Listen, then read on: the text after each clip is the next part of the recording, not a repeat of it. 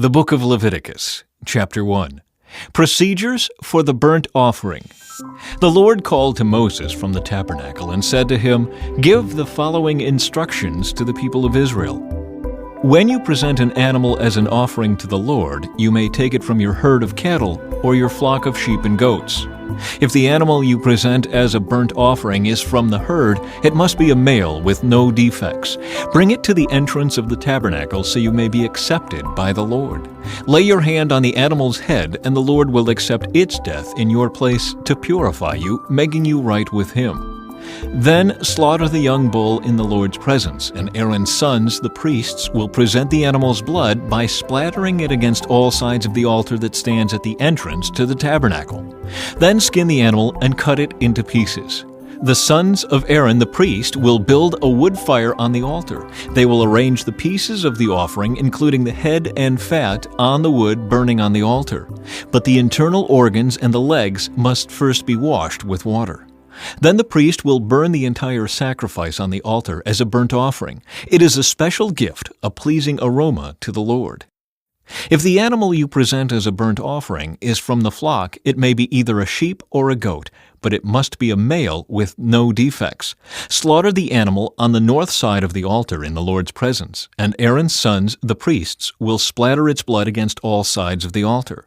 Then cut the animal in pieces, and the priests will arrange the pieces of the offering, including the head and fat, on the wood burning on the altar. But the internal organs and the legs must first be washed with water. Then the priest will burn the entire sacrifice on the altar as a burnt offering. It is a special gift, a pleasing aroma to the Lord. If you present a bird as a burnt offering to the Lord, choose either a turtle dove or a young pigeon. The priest will take the bird to the altar, wring off its head, and burn it on the altar. But first he must drain its blood against the side of the altar. The priest must also remove the crop and the feathers and throw them in the ashes on the east side of the altar. Then, grasping the bird by its wings, the priest will tear the bird open, but without tearing it apart. Then he will burn it as a burnt offering on the wood burning on the altar. It is a special gift, a pleasing aroma to the Lord. Chapter 2. Procedures for the grain offering. When you present grain as an offering to the Lord, the offering must consist of choice flour. You are to pour olive oil on it, sprinkle it with frankincense, and bring it to Aaron's sons, the priests. The priest will scoop out a handful of the flour moistened with oil, together with all the frankincense, and burn this representative portion on the altar. It is a special gift, a pleasing aroma to the Lord. The rest of the grain offering will then be given to Aaron and his sons. This offering will be considered a most holy part of the special gifts presented to the Lord. If your offering is a grain offering baked in an oven, it must be made of choice flour, but without any yeast. It may be presented in the form of thin cakes mixed with olive oil or wafers spread with olive oil. If your grain offering is cooked on a griddle, it must be made of choice flour, mixed with olive oil, but without any yeast. Break it in pieces and pour olive oil on it. It is a grain offering. If your grain offering is prepared in a pan, it must be made of choice flour and olive oil. No matter how a grain offering for the Lord has been prepared, bring it to the priest, who will present it at the altar. The priest will take a representative portion of the grain offering and burn it on the altar. It is a special gift, a pleasing aroma to the Lord. The rest of the grain offering will then be given to Aaron and his sons as their food. This offering will be considered a most holy part of the special gifts presented to the Lord. Do not use yeast in preparing any of the grain offerings you present to the Lord, because no yeast or honey may be burned as a special gift presented to the Lord. You may add yeast and honey to an offering of the first crops of your harvest, but these must never be offered on the altar as a pleasing aroma to the Lord. Season all your grain offerings with salt to remind you of God's eternal covenant. Never forget to add salt to your grain offerings.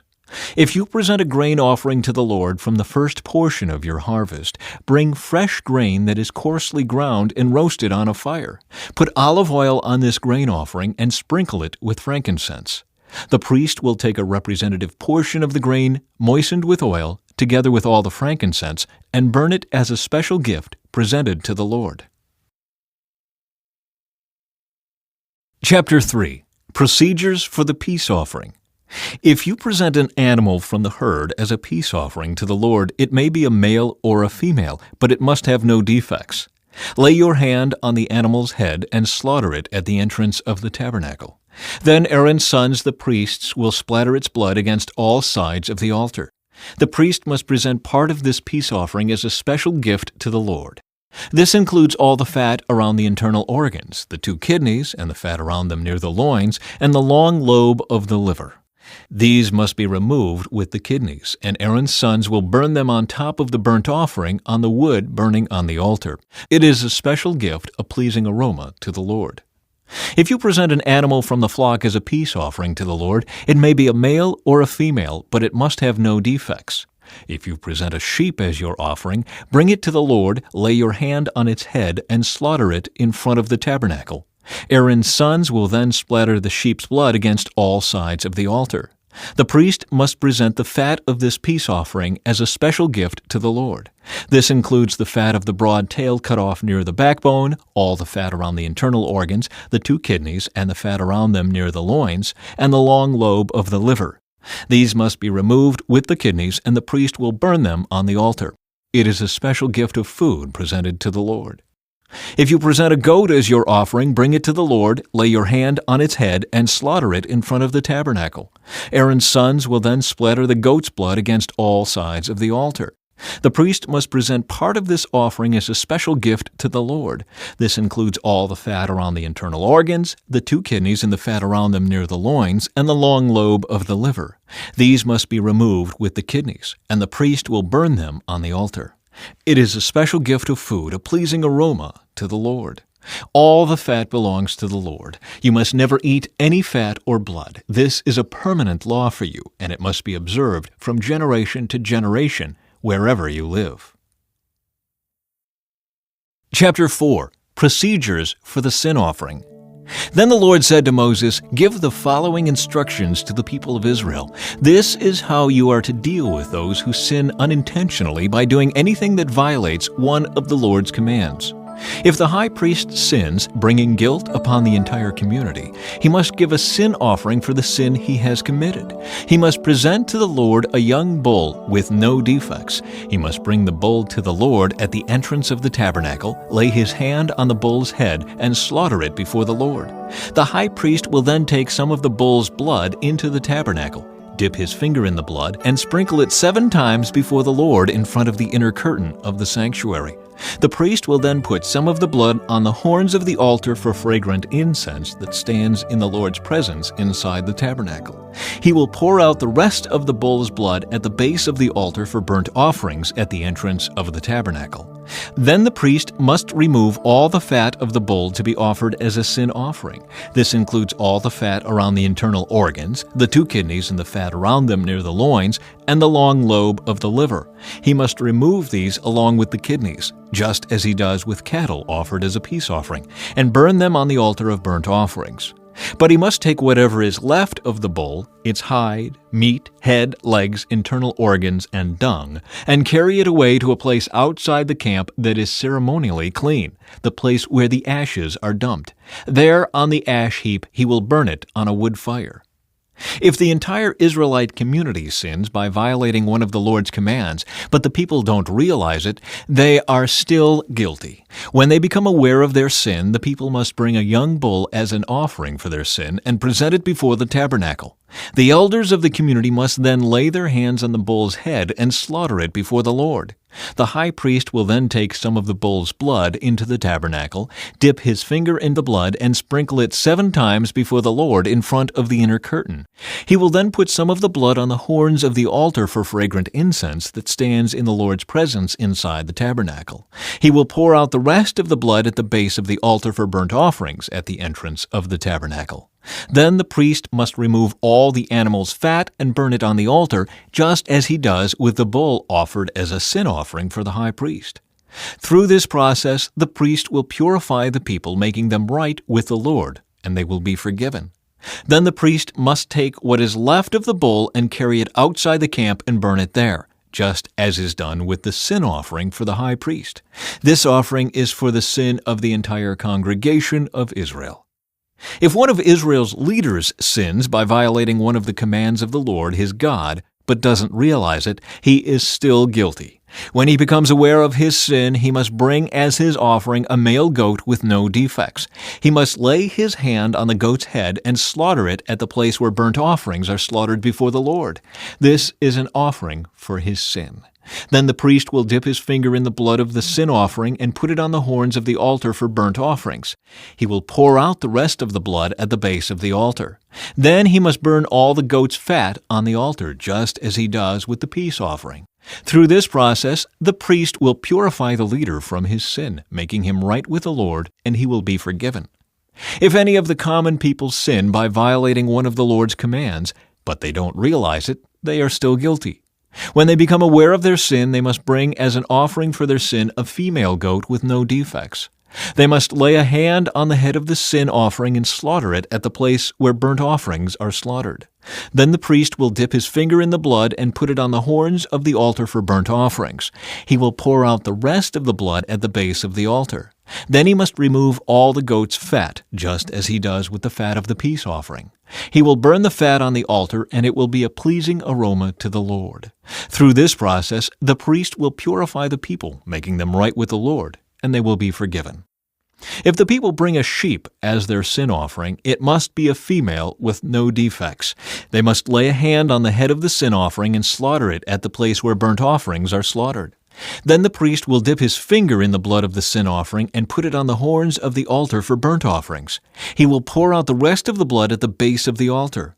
Then he must remove all the sheep's fat, just as he does with the fat of a sheep presented as a peace offering.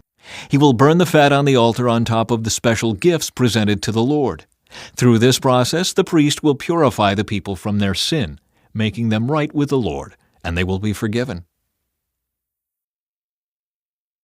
Chapter 5. Sins requiring a sin offering. If you are called to testify about something you have seen or that you know about, it is sinful to refuse to testify, and you will be punished for your sin. Or suppose you unknowingly touch something that is ceremonially unclean, such as the carcass of an unclean animal. When you realize what you have done, you must admit your defilement and your guilt. This is true whether it is a wild animal, a domestic animal, or an animal that scurries along the ground. Or suppose you unknowingly touch something that makes a person unclean. When you realize what you have done, you must admit your guilt. Or suppose you make a foolish vow of any kind, whether its purpose is for good or for bad. When you realize its foolishness, you must admit your guilt. When you become aware of your guilt in any of these ways, you must confess your sin. Then you must bring to the Lord as the penalty for your sin a female from the flock, either a sheep or a goat. This is a sin offering with which the priest will purify you from your sin, making you right with the Lord. But if you cannot afford to bring a sheep, you may bring to the Lord 2 turtle doves or 2 young pigeons as the penalty for your sin. One of the birds will be for a sin offering and the other for a burnt offering. You must bring them to the priest, who will present the first bird as the sin offering. He will wring its neck, but without severing its head from the body. Then he will sprinkle some of the blood of the sin offering against the sides of the altar, and the rest of the blood will be drained out at the base of the altar. This is an offering for sin. The priest will then prepare the second bird as a burnt offering, following all the procedures that have been prescribed. Through this process, the priest will purify you from your sin, making you right with the Lord, and you will be forgiven. If you cannot afford to bring 2 turtle doves or 2 young pigeons, you may bring 2 quarts of choice flour for your sin offering. Since it is an offering for sin, you must not moisten it with olive oil or put any frankincense on it. Take the flour to the priest, who will scoop out a handful as a representative portion. He will burn it on the altar on top of the special gifts presented to the Lord. It is an offering for sin. Through this process, the priest will purify those who are guilty of any of these sins, making them right with the Lord, and they will be forgiven. The rest of the flour will belong to the priest, just as with the grain offering. Procedures for the guilt offering. Then the Lord said to Moses, "If one of you commits a sin by unintentionally defiling the Lord's sacred property, you must bring a guilt offering to the Lord. The offering must be your own ram with no defects, or you may buy one of equal value with silver, as measured by the weight of the sanctuary shekel. You must make restitution for the sacred property you have harmed by paying for the loss, plus an additional 20%. When you give the payment to the priest, he will purify you with the ram sacrificed as a guilt offering, making you right with the Lord, and you will be forgiven. Suppose you sin by violating one of the Lord's commands. Even if you are unaware of what you have done, you are guilty and will be punished for your sin. For a guilt offering, you must bring to the priest your own ram with no defects, or you may buy one of equal value. Through this process, the priest will purify you from your unintentional sin, making you right with the Lord, and you will be forgiven. This is a guilt offering, for you have been guilty of an offense against the Lord. Chapter 6. Sins requiring a guilt offering.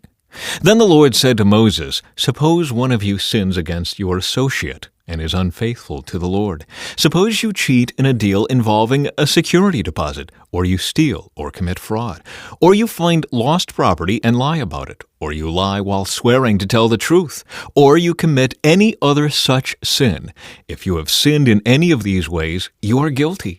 You must give back whatever you stole, or the money you took by extortion, or the security deposit, or the lost property you found, or anything obtained by swearing falsely. You must make restitution by paying the full price plus an additional 20% to the person you have harmed. On the same day, you must present a guilt offering.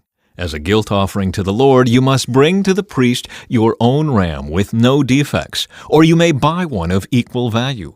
Through this process, the priest will purify you before the Lord, making you right with him, and you will be forgiven for any of these sins you have committed. Further instructions for the burnt offering. Then the Lord said to Moses, "Give Aaron and his sons the following instructions regarding the burnt offering. The burnt offering must be left on top of the altar until the next morning, and the fire on the altar must be kept burning all night. In the morning, after the priest on duty has put on his official linen clothing and linen undergarments, he must clean out the ashes of the burnt offering and put them beside the altar. Then he must take off these garments, change back into his regular clothes, and carry the ashes outside the camp to a place that is ceremonially clean. Meanwhile, the fire on the altar must be kept burning. It must never go out. Each morning the priest will add fresh wood to the fire and arrange the burnt offering on it.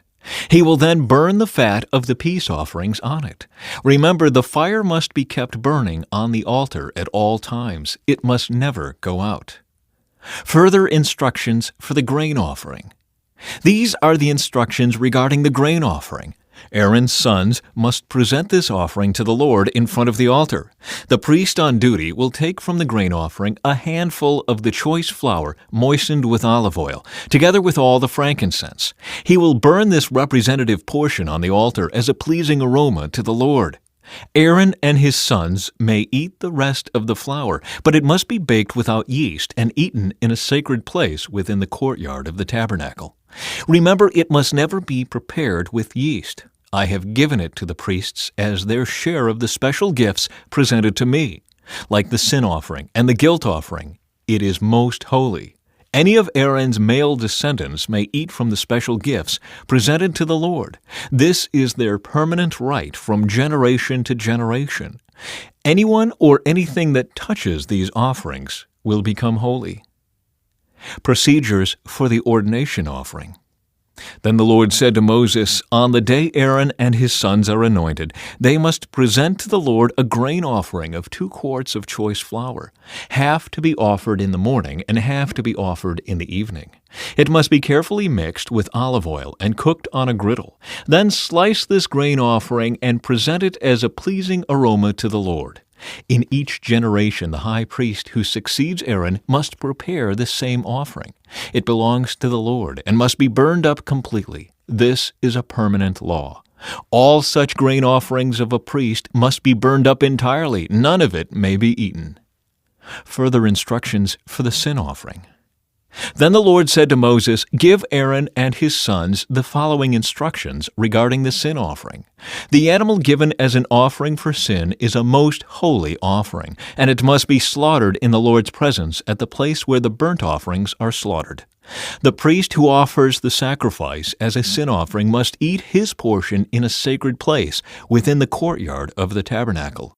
Anyone or anything that touches the sacrificial meat will become holy. If any of the sacrificial blood spatters on a person's clothing, the soiled garment must be washed in a sacred place.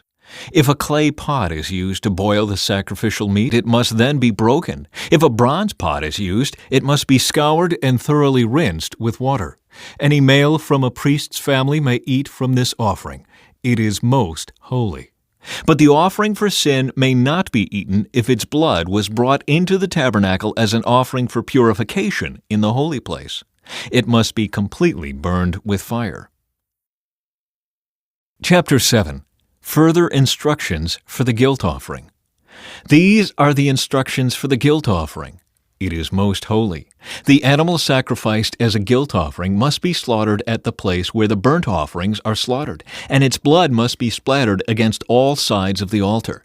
The priest will then offer all its fat on the altar, including the fat of the broad tail, the fat around the internal organs, the 2 kidneys, and the fat around them near the loins, and the long lobe of the liver. These are to be removed with the kidneys, and the priests will burn them on the altar as a special gift presented to the Lord. This is the guilt offering. Any male from a priest's family may eat the meat. It must be eaten in a sacred place, for it is most holy. The same instructions apply to both the guilt offering and the sin offering. Both belong to the priest, who uses them to purify someone, making that person right with the Lord. In the case of the burnt offering, the priest may keep the hide of the sacrificed animal. Any grain offering that has been baked in an oven, prepared in a pan, or cooked on a griddle belongs to the priest who presents it. All other grain offerings, whether made of dry flour or flour moistened with olive oil, are to be shared equally among all the priests, the descendants of Aaron. Further instructions for the peace offering. These are the instructions regarding the different kinds of peace offerings that may be presented to the Lord. If you present your peace offering as an expression of thanksgiving, the usual animal sacrifice must be accompanied by various kinds of bread made without yeast, thin cakes mixed with olive oil, wafers spread with oil, and cakes made of choice flour mixed with olive oil. This peace offering of thanksgiving must also be accompanied by loaves of bread made with yeast. One of each kind of bread must be presented as a gift to the Lord. It will then belong to the priest, who splatters the blood of the peace offering against the altar. The meat of the peace offering of thanksgiving must be eaten on the same day it is offered. None of it may be saved for the next morning. If you bring an offering to fulfill a vow or as a voluntary offering, the meat must be eaten on the same day the sacrifice is offered. But whatever is left over may be eaten on the second day. Any meat left over until the third day must be completely burned up. If any of the meat from the peace offering is eaten on the third day, the person who presented it will not be accepted by the Lord. You will receive no credit for offering it. By then the meat will be contaminated. If you eat it, you will be punished for your sin. Meat that touches anything ceremonially unclean may not be eaten. It must be completely burned up. The rest of the meat may be eaten, but only by people who are ceremonially clean. If you are ceremonially unclean and you eat meat from a peace offering that was presented to the Lord, you will be cut off from the community. If you touch anything that is unclean, whether it is human defilement or an unclean animal or any other unclean detestable thing, and then eat meat from a peace offering presented to the Lord, you will be cut off from the community. The forbidden blood and fat.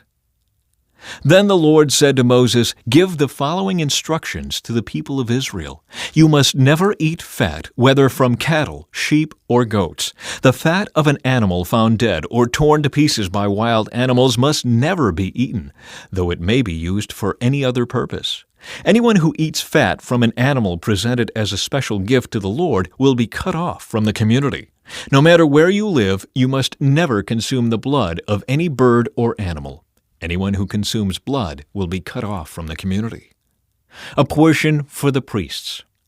Then the Lord said to Moses, "Give the following instructions to the people of Israel. When you present a peace offering to the Lord, bring part of it as a gift to the Lord. Present it to the Lord with your own hands as a special gift to the Lord. Bring the fat of the animal together with the breast, and lift up the breast as a special offering to the Lord. Then the priest will burn the fat on the altar, but the breast will belong to Aaron and his descendants. Give the right thigh of your peace offering to the priest as a gift. The right thigh must always be given to the priest who offers the blood and the fat of the peace offering. For I have reserved the breast of the special offering and the right thigh of the sacred offering for the priests. It is the permanent right of Aaron and his descendants to share in the peace offerings brought by the people of Israel. This is their rightful share. The special gifts presented to the Lord have been reserved for Aaron and his descendants from the time they were set apart to serve the Lord as priests. On the day they were anointed, the Lord commanded the Israelites to give these portions to the priests as their permanent share from generation to generation. These are the instructions for the burnt offering, the grain offering, the sin offering, and the guilt offering, as well as the ordination offering and the peace offering.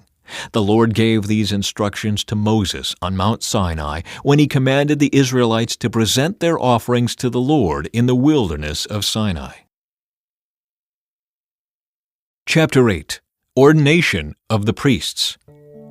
Then the Lord said to Moses, "Bring Aaron and his sons, along with their sacred garments, the anointing oil, the bowl for the sin offering, the 2 rams, and the basket of bread made without yeast, and call the entire community of Israel together at the entrance of the tabernacle." So Moses followed the Lord's instructions, and the whole community assembled at the tabernacle entrance. Moses announced to them, "This is what the Lord has commanded us to do." Then he presented Aaron and his sons and washed them with water. He put the official tunic on Aaron and tied the sash around his waist. He dressed him in the robe, placed the ephod on him, and attached the ephod securely with its decorative sash. Then Moses placed the chest piece on Aaron and put the Urim and the Thummim inside it. He placed the turban on Aaron's head and attached the gold medallion, the badge of holiness, to the front of the turban, just as the Lord had commanded him. Then Moses took the anointing oil and anointed the tabernacle and everything in it, making them holy. He sprinkled the oil on the altar 7 times, anointing it and all its utensils, as well as the wash basin and its stand, making them holy. Then he poured some of the anointing oil on Aaron's head, anointing him and making him holy for his work. Next, Moses presented Aaron's sons. He clothed them in their tunics, tied their sashes around them, and put their special head coverings on them, just as the Lord had commanded him. Then Moses presented the bull for the sin offering. Aaron and his sons laid their hands on the bull's head, and Moses slaughtered it. Moses took some of the blood, and with his finger he put it on the 4 horns of the altar to purify it. He poured out the rest of the blood at the base of the altar.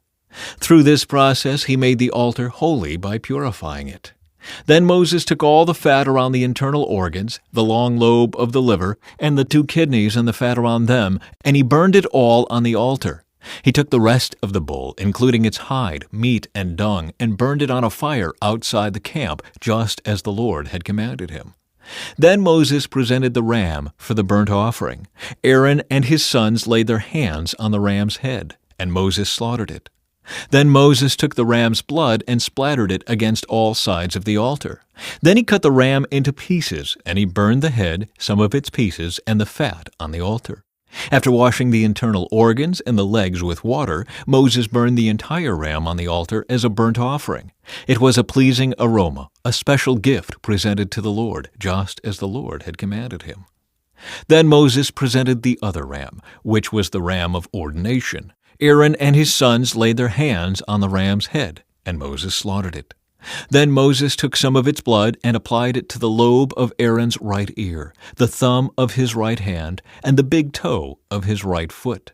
Next Moses presented Aaron's sons and applied some of the blood to the lobes of their right ears, the thumbs of their right hands, and the big toes of their right feet. He then splattered the rest of the blood against all sides of the altar. Next Moses took the fat, including the fat of the broad tail, the fat around the internal organs, the long lobe of the liver, and the 2 kidneys and the fat around them, along with the right thigh. On top of these he placed a thin cake of bread made without yeast, a cake of bread mixed with olive oil, and a wafer spread with olive oil. All these were taken from the basket of bread made without yeast that was placed in the Lord's presence. He put all these in the hands of Aaron and his sons, and he lifted them up as a special offering to the Lord. Moses then took all the offerings back from them and burned them on the altar on top of the burnt offering. This was the ordination offering. It was a pleasing aroma, a special gift presented to the Lord. Then Moses took the breast and lifted it up as a special offering to the Lord. This was Moses' portion of the ram of ordination, just as the Lord had commanded him. Next, Moses took some of the anointing oil and some of the blood that was on the altar, and he sprinkled them on Aaron and his garments, and on his sons and their garments. In this way he made Aaron and his sons and their garments holy. Then Moses said to Aaron and his sons, "Boil the remaining meat of the offerings at the tabernacle entrance, and eat it there, along with the bread that is in the basket of offerings for the ordination, just as I commanded when I said, 'Aaron and his sons will eat it.' Any meat or bread that is left over must then be burned up. You must not leave the tabernacle entrance for 7 days, for that is when the ordination ceremony will be completed. Everything we have done today was commanded by the Lord in order to purify you, making you right with Him. Now stay at the entrance of the tabernacle day and night for 7 days, and do everything the Lord requires. If you fail to do this, you will die. For this is what the Lord has commanded." So Aaron and his sons did everything the Lord had commanded through Moses. Chapter 9. The priests begin their work. After the ordination ceremony on the 8th day, Moses called together Aaron and his sons and the elders of Israel. He said to Aaron, "Take a young bull for a sin offering and a ram for a burnt offering, both without defects, and present them to the Lord. Then tell the Israelites, take a male goat for a sin offering, and take a calf and a lamb, both a year old and without defects, for a burnt offering. Also take a bull and a ram for a peace offering, and flour moistened with olive oil for a grain offering. Present all these offerings to the Lord, because the Lord will appear to you today." So the people presented all these things at the entrance of the tabernacle, just as Moses had commanded. Then the whole community came forward and stood before the Lord. And Moses said, "This is what the Lord has commanded you to do, so that the glory of the Lord may appear to you." Then Moses said to Aaron, "Come to the altar and sacrifice your sin offering and your burnt offering to purify yourself and the people. Then present the offerings of the people to purify them, making them right with the Lord, just as He has commanded."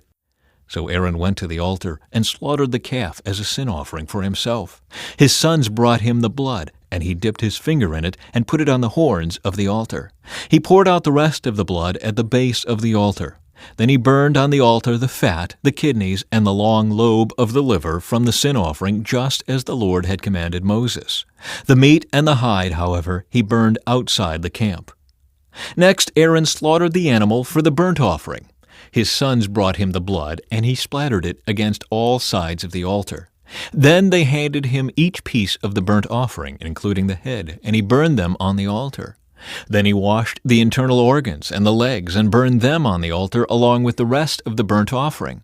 Next, Aaron presented the offerings of the people. He slaughtered the people's goat and presented it as an offering for their sin, just as he had first done with the offering for his own sin. Then he presented the burnt offering and sacrificed it in the prescribed way.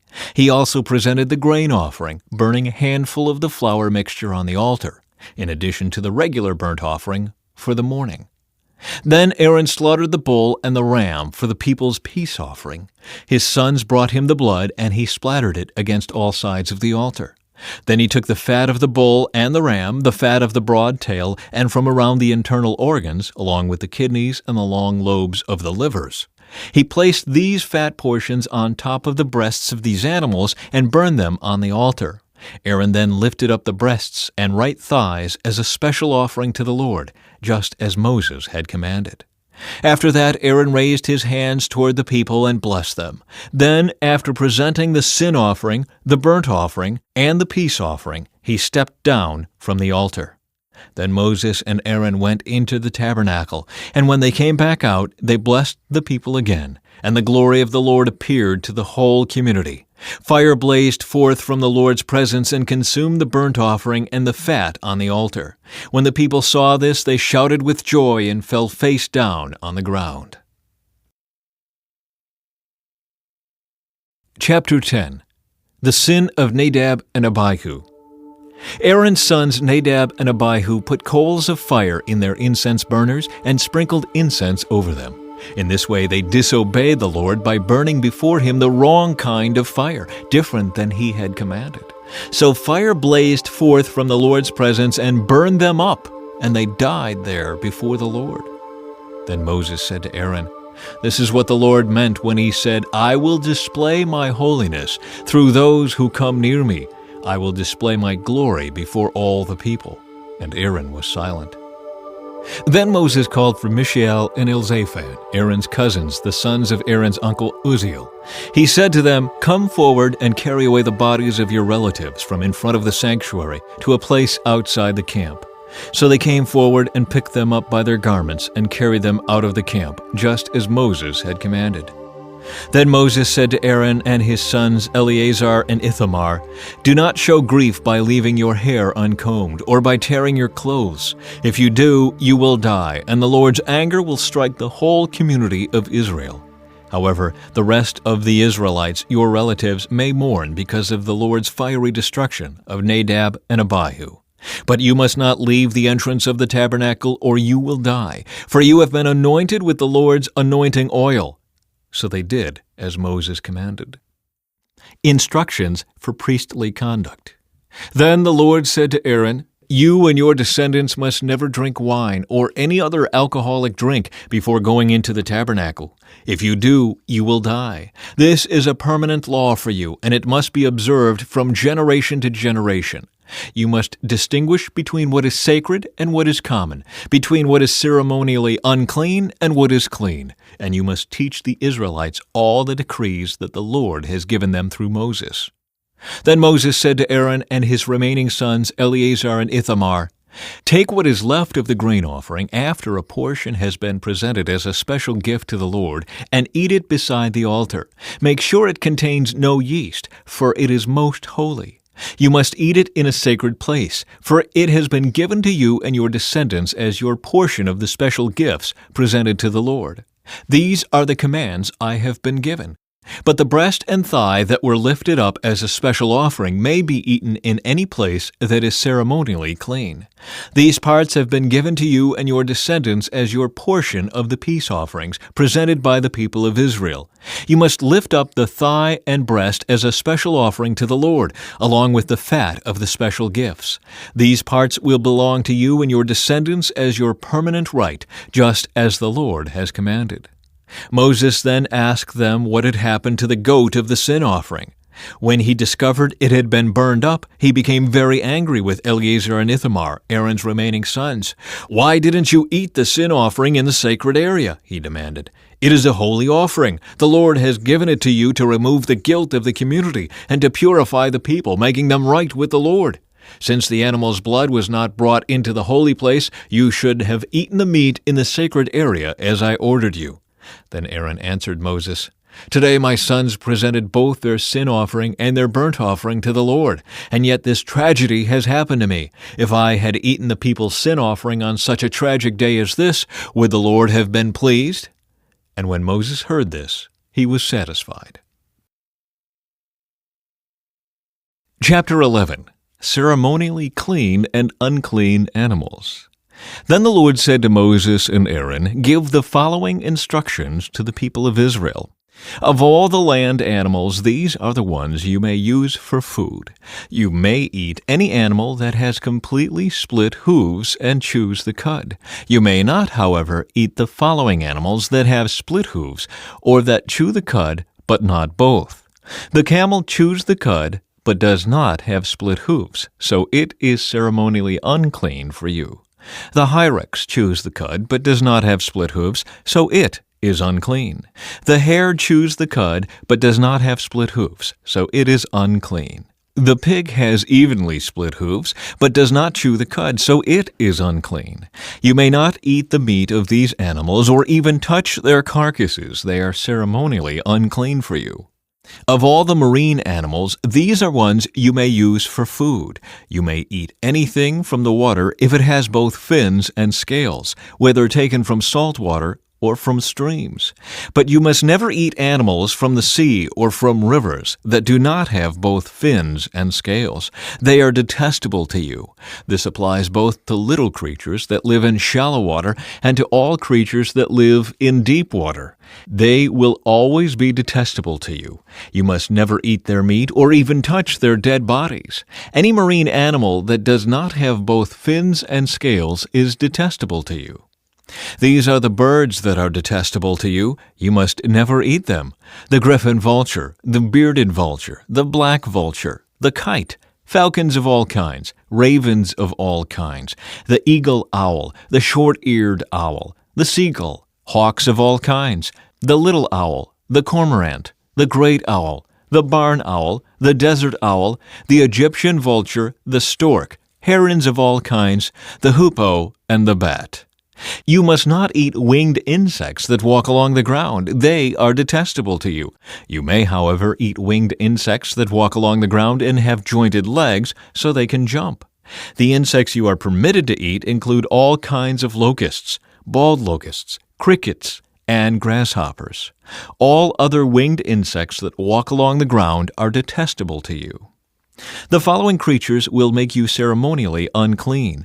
If any of you touch their carcasses, you will be defiled until evening. If you pick up their carcasses, you must wash your clothes, and you will remain defiled until evening.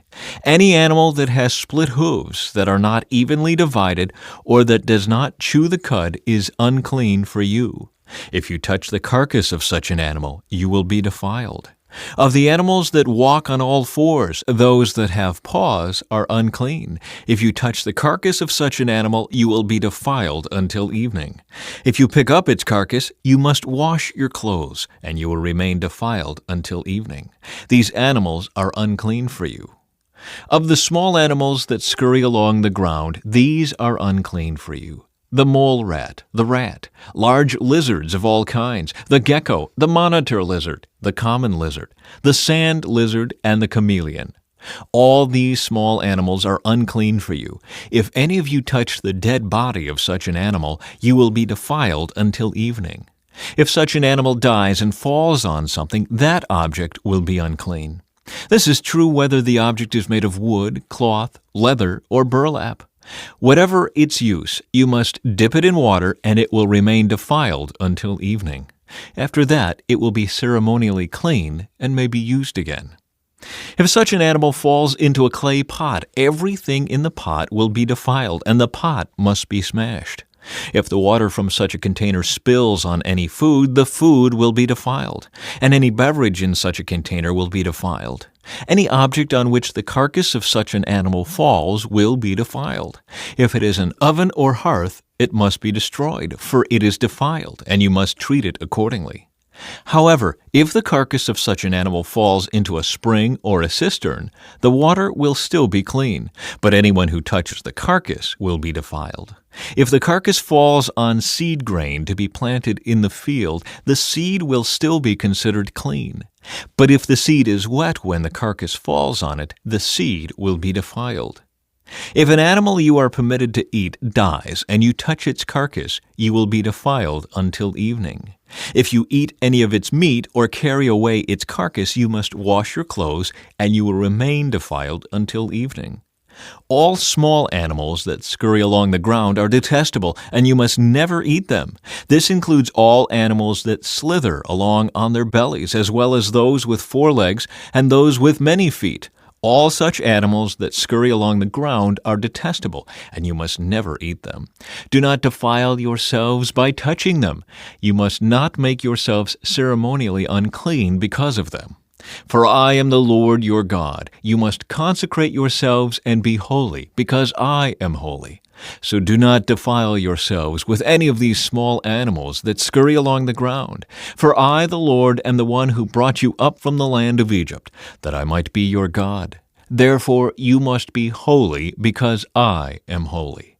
These are the instructions regarding land animals, birds, marine creatures, and animals that scurry along the ground. By these instructions you will know what is unclean and clean, and which animals may be eaten and which may not be eaten. Chapter 12. Purification after childbirth. The Lord said to Moses, "Give the following instructions to the people of Israel. If a woman becomes pregnant and gives birth to a son, she will be ceremonially unclean for 7 days, just as she is unclean during her menstrual period. On the 8th day, the boy's foreskin must be circumcised. After waiting 33 days, she will be purified from the bleeding of childbirth. During this time of purification, she must not touch anything that is set apart as holy, and she must not enter the sanctuary until her time of purification is over. If a woman gives birth to a daughter, she will be ceremonially unclean for 2 weeks, just as she is unclean during her menstrual period. After waiting 66 days, she will be purified from the bleeding of childbirth. When the time of purification is completed for either a son or a daughter, the woman must bring a 1-year-old lamb for a burnt offering and a young pigeon or turtle dove for a purification offering. She must bring her offerings to the priest at the entrance of the tabernacle. The priest will then present them to the Lord to purify her. Then she will be ceremonially clean again after her bleeding at childbirth. These are the instructions for a woman after the birth of a son or a daughter. If a woman cannot afford to bring a lamb, she must bring 2 turtle doves or 2 young pigeons. One will be for the burnt offering and the other for the purification offering. The priest will sacrifice them to purify her, and she will be ceremonially clean. Chapter 13. Serious Skin Diseases. The Lord said to Moses and Aaron, "If anyone has a swelling or a rash or discolored skin that might develop into a serious skin disease, that person must be brought to Aaron the priest or to one of his sons. The priest will examine the affected area of the skin. If the hair in the affected area has turned white and the problem appears to be more than skin deep, it is a serious skin disease, and the priest who examines it must pronounce the person ceremonially unclean. But if the affected area of the skin is only a white discoloration and does not appear to be more than skin deep, and if the hair on the spot has not turned white, the priest will quarantine the person for 7 days. On the 7th day, the priest will make another examination. If he finds the affected area has not changed and the problem has not spread on the skin, the priest will quarantine the person for 7 more days. On the 7th day, the priest will make another examination. If he finds the affected area has faded and has not spread, the priest will pronounce the person ceremonially clean. It was only a rash. The person's clothing must be washed, and the person will be ceremonially clean.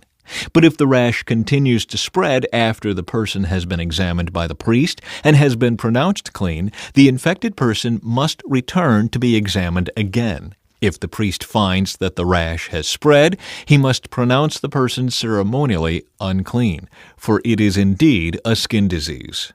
Anyone who develops a serious skin disease must go to the priest for an examination. If the priest finds a white swelling on the skin, and some hair on the spot has turned white, and there is an open sore in the affected area, it is a chronic skin disease, and the priest must pronounce the person ceremonially unclean. In such cases, the person need not be quarantined, for it is obvious that the skin is defiled by the disease. Now suppose the disease has spread all over the person's skin, covering the body from head to foot. When the priest examines the infected person and finds that the disease covers the entire body, he will pronounce the person ceremonially clean. Since the skin has turned completely white, the person is clean. But if any open sores appear, the infected person will be pronounced ceremonially unclean. The priest must make this pronouncement as soon as he sees an open sore, since open sores indicate the presence of a skin disease. However, if the open sores heal and turn white like the rest of the skin, the person must return to the priest for another examination. If the affected areas have indeed turned white, the priest will then pronounce the person ceremonially clean by declaring, "You are clean." If anyone has a boil on the skin that has started to heal, but a white swelling or a reddish-white spot develops in its place, that person must go to the priest to be examined. If the priest examines it and finds it to be more than skin deep, and if the hair in the affected area has turned white, the priest must pronounce the person ceremonially unclean. The boil has become a serious skin disease. But if the priest finds no white hair on the affected area and the problem appears to be no more than skin deep and has faded, the priest must quarantine the person for 7 days. If, during that time, the affected area spreads on the skin, the priest must pronounce the person ceremonially unclean because it is a serious disease.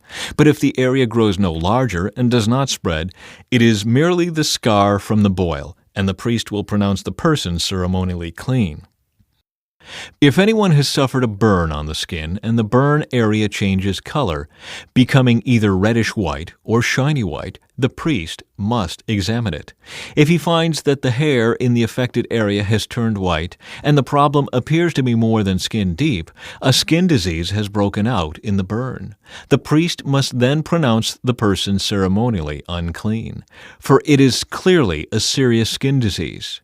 But if the priest finds no white hair on the affected area, and the problem appears to be no more than skin deep and has faded, the priest must quarantine the infected person for 7 days. On the 7th day, the priest must examine the person again. If the affected area has spread on the skin, the priest must pronounce that person ceremonially unclean, for it is clearly a serious skin disease. But if the affected area has not changed or spread on the skin and has faded, it is simply a swelling from the burn. The priest will then pronounce the person ceremonially clean, for it is only the scar from the burn. If anyone, either a man or woman, has a sore on the head or chin, the priest must examine it. If he finds it is more than skin deep and has fine yellow hair on it, the priest must pronounce the person ceremonially unclean. It is a scabby sore of the head or chin. If the priest examines the scabby sore and finds that it is only skin deep, but there is no black hair on it, he must quarantine the person for 7 days. On the 7th day, the priest must examine the sore again.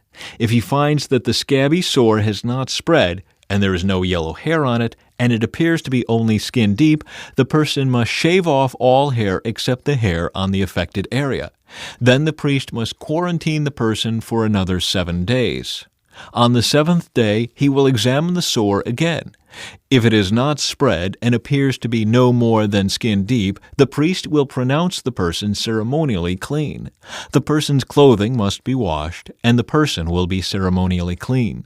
But if the scabby sore begins to spread after the person is pronounced clean, the priest must do another examination. If he finds that the sore has spread, the priest does not need to look for yellow hair. The infected person is ceremonially unclean. But if the color of the scabby sore does not change and black hair has grown on it, it has healed. The priest will then pronounce the person ceremonially clean. If anyone, either a man or woman, has shiny white patches on the skin, the priest must examine the affected area. If he finds that the shiny patches are only pale white, this is a harmless skin rash, and the person is ceremonially clean. If a man loses his hair and his head becomes bald, he is still ceremonially clean. And if he loses hair on his forehead, he simply has a bald forehead. He is still clean. However, if a reddish-white sore appears on the bald area at the top or back of his head, this is a skin disease. The priest must examine him, and if he finds swelling around the reddish-white sore anywhere on the man's head, and it looks like a skin disease, the man is indeed infected with a skin disease and is unclean. The priest must pronounce him ceremonially unclean because of the sore on his head. Those who suffer from a serious skin disease must tear their clothing and leave their hair uncombed. They must cover their mouth and call out, "Unclean! Unclean!" As long as the serious disease lasts, they will be ceremonially unclean. They must live in isolation in their place outside the camp. Treatment of contaminated clothing. Now suppose mildew contaminates some woolen or linen clothing, woolen or linen fabric, the hide of an animal, or anything made of leather. If the contaminated area in the clothing, the animal hide, the fabric, or the leather article has turned greenish or reddish, it is contaminated with mildew and must be shown to the priest. After examining the affected spot, the priest will put the article in quarantine for 7 days. On the 7th day, the priest must inspect it again. If the contaminated area has spread, the clothing or fabric or leather is clearly contaminated by a serious mildew and is ceremonially unclean. The priest must burn the item, the clothing, the woolen or linen fabric, or piece of leather, for it has been contaminated by a serious mildew. It must be completely destroyed by fire. But if the priest examines it and finds that the contaminated area has not spread in the clothing, the fabric, or the leather, the priest will order the object to be washed and then quarantined for 7 more days. Then the priest must examine the object again. If he finds that the contaminated area has not changed color after being washed, even if it did not spread, the object is defiled. It must be completely burned up, whether the contaminated spot is on the inside or outside. But if the priest examines it and finds that the contaminated area has faded after being washed, he must cut the spot from the clothing, the fabric, or the leather. If the spot later reappears on the clothing, the fabric, or the leather article, the mildew is clearly spreading, and the contaminated object must be burned up. But if the spot disappears from the clothing, the fabric, or the leather article after it has been washed, it must be washed again, then it will be ceremonially clean. These are the instructions for dealing with mildew that contaminates woolen or linen clothing or fabric or anything made of leather. This is how the priest will determine whether these items are ceremonially clean or unclean. Chapter 14. Cleansing from skin diseases. And the Lord said to Moses, "The following instructions are for those seeking ceremonial purification from a skin disease. Those who have been healed must be brought to the priest, who will examine them at a place outside the camp. If the priest finds that someone has been healed of a serious skin disease, he will perform a purification ceremony using 2 live birds that are ceremonially clean, a stick of cedar, some scarlet yarn, and a hyssop branch. The priest will order that 1 bird be slaughtered over a clay pot filled with fresh water. He will take the live bird, the cedar stick, the scarlet yarn, and the hyssop branch, and dip them into the blood of the bird that was slaughtered over the fresh water. The priest will then sprinkle the blood of the dead bird 7 times on the person being purified of the skin disease. When the priest has purified the person, he will release the live bird in the open field to fly away. The persons being purified must then wash their clothes, shave off all their hair, and bathe themselves in water. Then they will be ceremonially clean and may return to the camp. However, they must remain outside their tents for 7 days. On the 7th day, they must again shave all the hair from their heads, including the hair of the beard and eyebrows. They must also wash their clothes and bathe themselves in water. Then they will be ceremonially clean. On the 8th day, each person being purified must bring 2 male lambs and a 1-year-old female lamb, all with no defects, along with a grain offering of 6 quarts of choice flour moistened with olive oil and a cup of olive oil. Then the officiating priest will present that person for purification, along with the offerings, before the Lord at the entrance of the tabernacle. The priest will take 1 of the male lambs and the olive oil and present them as a guilt offering, lifting them up as a special offering before the Lord. He will then slaughter the male lamb in the sacred area where sin offerings and burnt offerings are slaughtered. As with the sin offering, the guilt offering belongs to the priest. It is a most holy offering. The priest will then take some of the blood of the guilt offering and apply it to the lobe of the right ear, the thumb of the right hand, and the big toe of the right foot of the person being purified. Then the priest will pour some of the olive oil into the palm of his own left hand. He will dip his right finger into the oil in his palm and sprinkle some of it with his finger 7 times before the Lord. The priest will then apply some of the oil in his palm over the blood from the guilt offering that is on the lobe of the right ear, the thumb of the right hand, and the big toe of the right foot of the person being purified. The priest will apply the oil remaining in his hand to the head of the person being purified. Through this process, the priest will purify the person before the Lord. Then the priest must present the sin offering to purify the person who was cured of the skin disease. After that, the priest will slaughter the burnt offering and offer it on the altar along with the grain offering. Through this process, the priest will purify the person who was healed, and the person will be ceremonially clean.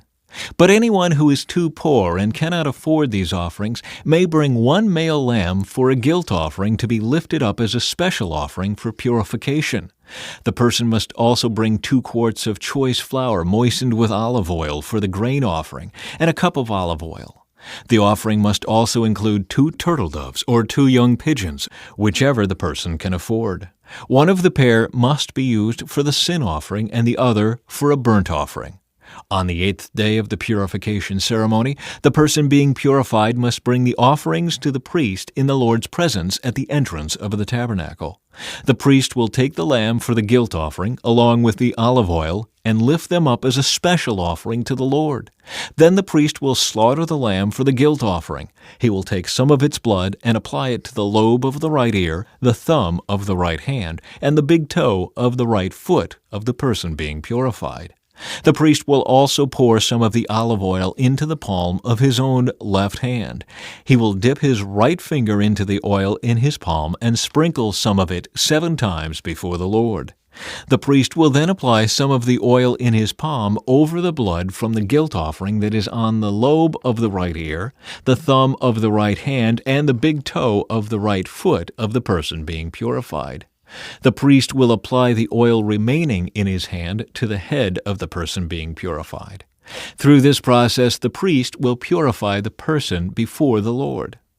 Then the priest will offer the 2 turtle doves, or the 2 young pigeons, whichever the person can afford. One of them is for a sin offering, and the other for a burnt offering, to be presented along with the grain offering. Through this process, the priest will purify the person before the Lord. These are the instructions for purification for those who have recovered from a serious skin disease, but who cannot afford to bring the offerings normally required for the ceremony of purification. Treatment of contaminated houses. Then the Lord said to Moses and Aaron, "When you arrive in Canaan, the land I am giving you as your own possession, I may contaminate some of the houses in your land with mildew. The owner of such a house must then go to the priest and say, 'It appears that my house has some kind of mildew.' Before the priest goes in to inspect the house, he must have the house emptied so nothing inside will be pronounced ceremonially unclean. Then the priest will go in and examine the mildew on the walls. If he finds greenish or reddish streaks, and the contamination appears to go deeper than the wall's surface, the priest will step outside the door and put the house in quarantine for 7 days. On the 7th day, the priest must return for another inspection. If he finds that the mildew on the walls of the house has spread, the priest must order that the stones from those areas be removed. The contaminated material will then be taken outside the town to an area designated as ceremonially unclean. Next, the inside walls of the entire house must be scraped thoroughly and the scrapings dumped in the unclean place outside the town. Other stones will be brought in to replace the ones that were removed, and the walls will be replastered. But if the mildew reappears after all the stones have been replaced and the house has been scraped and replastered, the priest must return and inspect the house again. If he finds that the mildew has spread, the walls are clearly contaminated with a serious mildew and the house is defiled. It must be torn down and all its stones, timbers, and plaster must be carried out of town to the place designated as ceremonially unclean. Those who enter the house during the period of quarantine will be ceremonially unclean until evening, and all who sleep or eat in the house must wash their clothing. But if the priest returns for his inspection and finds that the mildew has not reappeared in the house after the fresh plastering, he will pronounce it clean because the mildew is clearly gone. To purify the house, the priest must take 2 birds, a stick of cedar, some scarlet yarn, and a hyssop branch. He will slaughter one of the birds over a clay pot filled with fresh water. He will take the cedar stick, the hyssop branch, the scarlet yarn, and the live bird, and dip them into the blood of the slaughtered bird and into the fresh water. Then he will sprinkle the house 7 times. When the priest has purified the house in exactly this way, he will release the live bird in the open fields outside the town. Through this process, the priest will purify the house, and it will be ceremonially clean. These are the instructions for dealing with serious skin diseases, including scabby sores, and mildew, whether on clothing or in a house, and a swelling on the skin, a rash, or discolored skin. This procedure will determine whether a person or object is ceremonially clean or unclean. These are the instructions regarding skin diseases and mildew. Chapter 15. Bodily Discharges.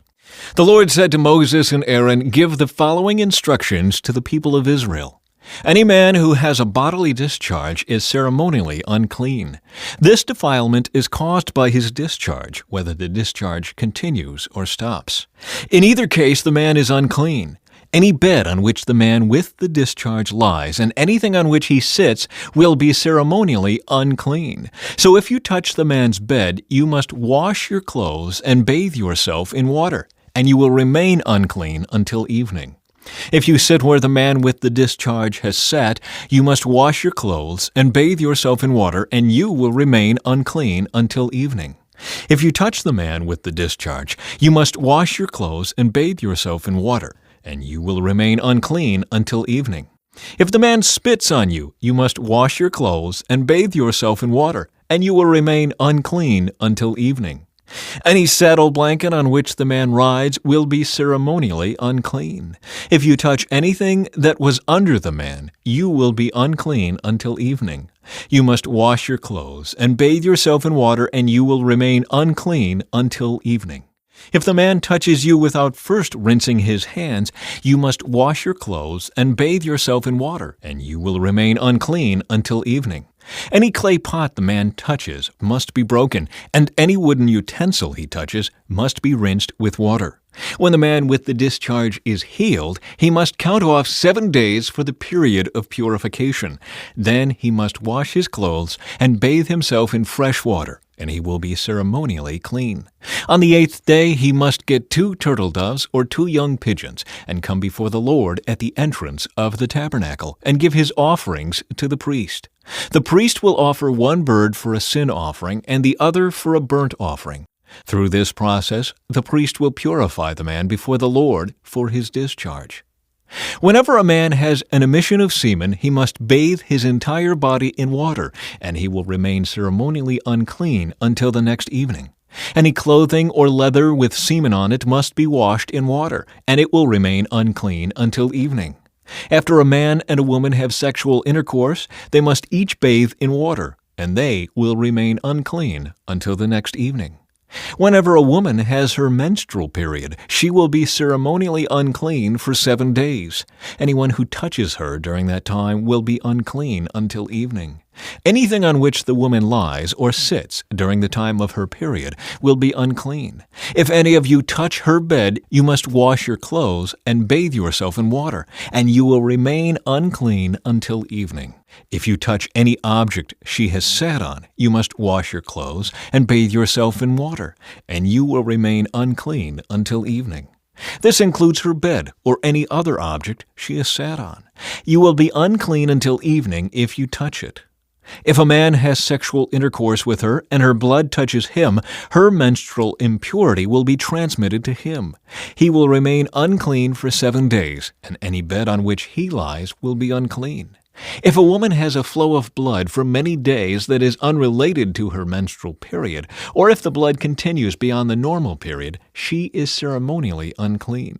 As during her menstrual period, the woman will be unclean as long as the discharge continues. Any bed she lies on and any object she sits on during that time will be unclean, just as during her normal menstrual period. If any of you touch these things, you will be ceremonially unclean. You must wash your clothes and bathe yourself in water, and you will remain unclean until evening.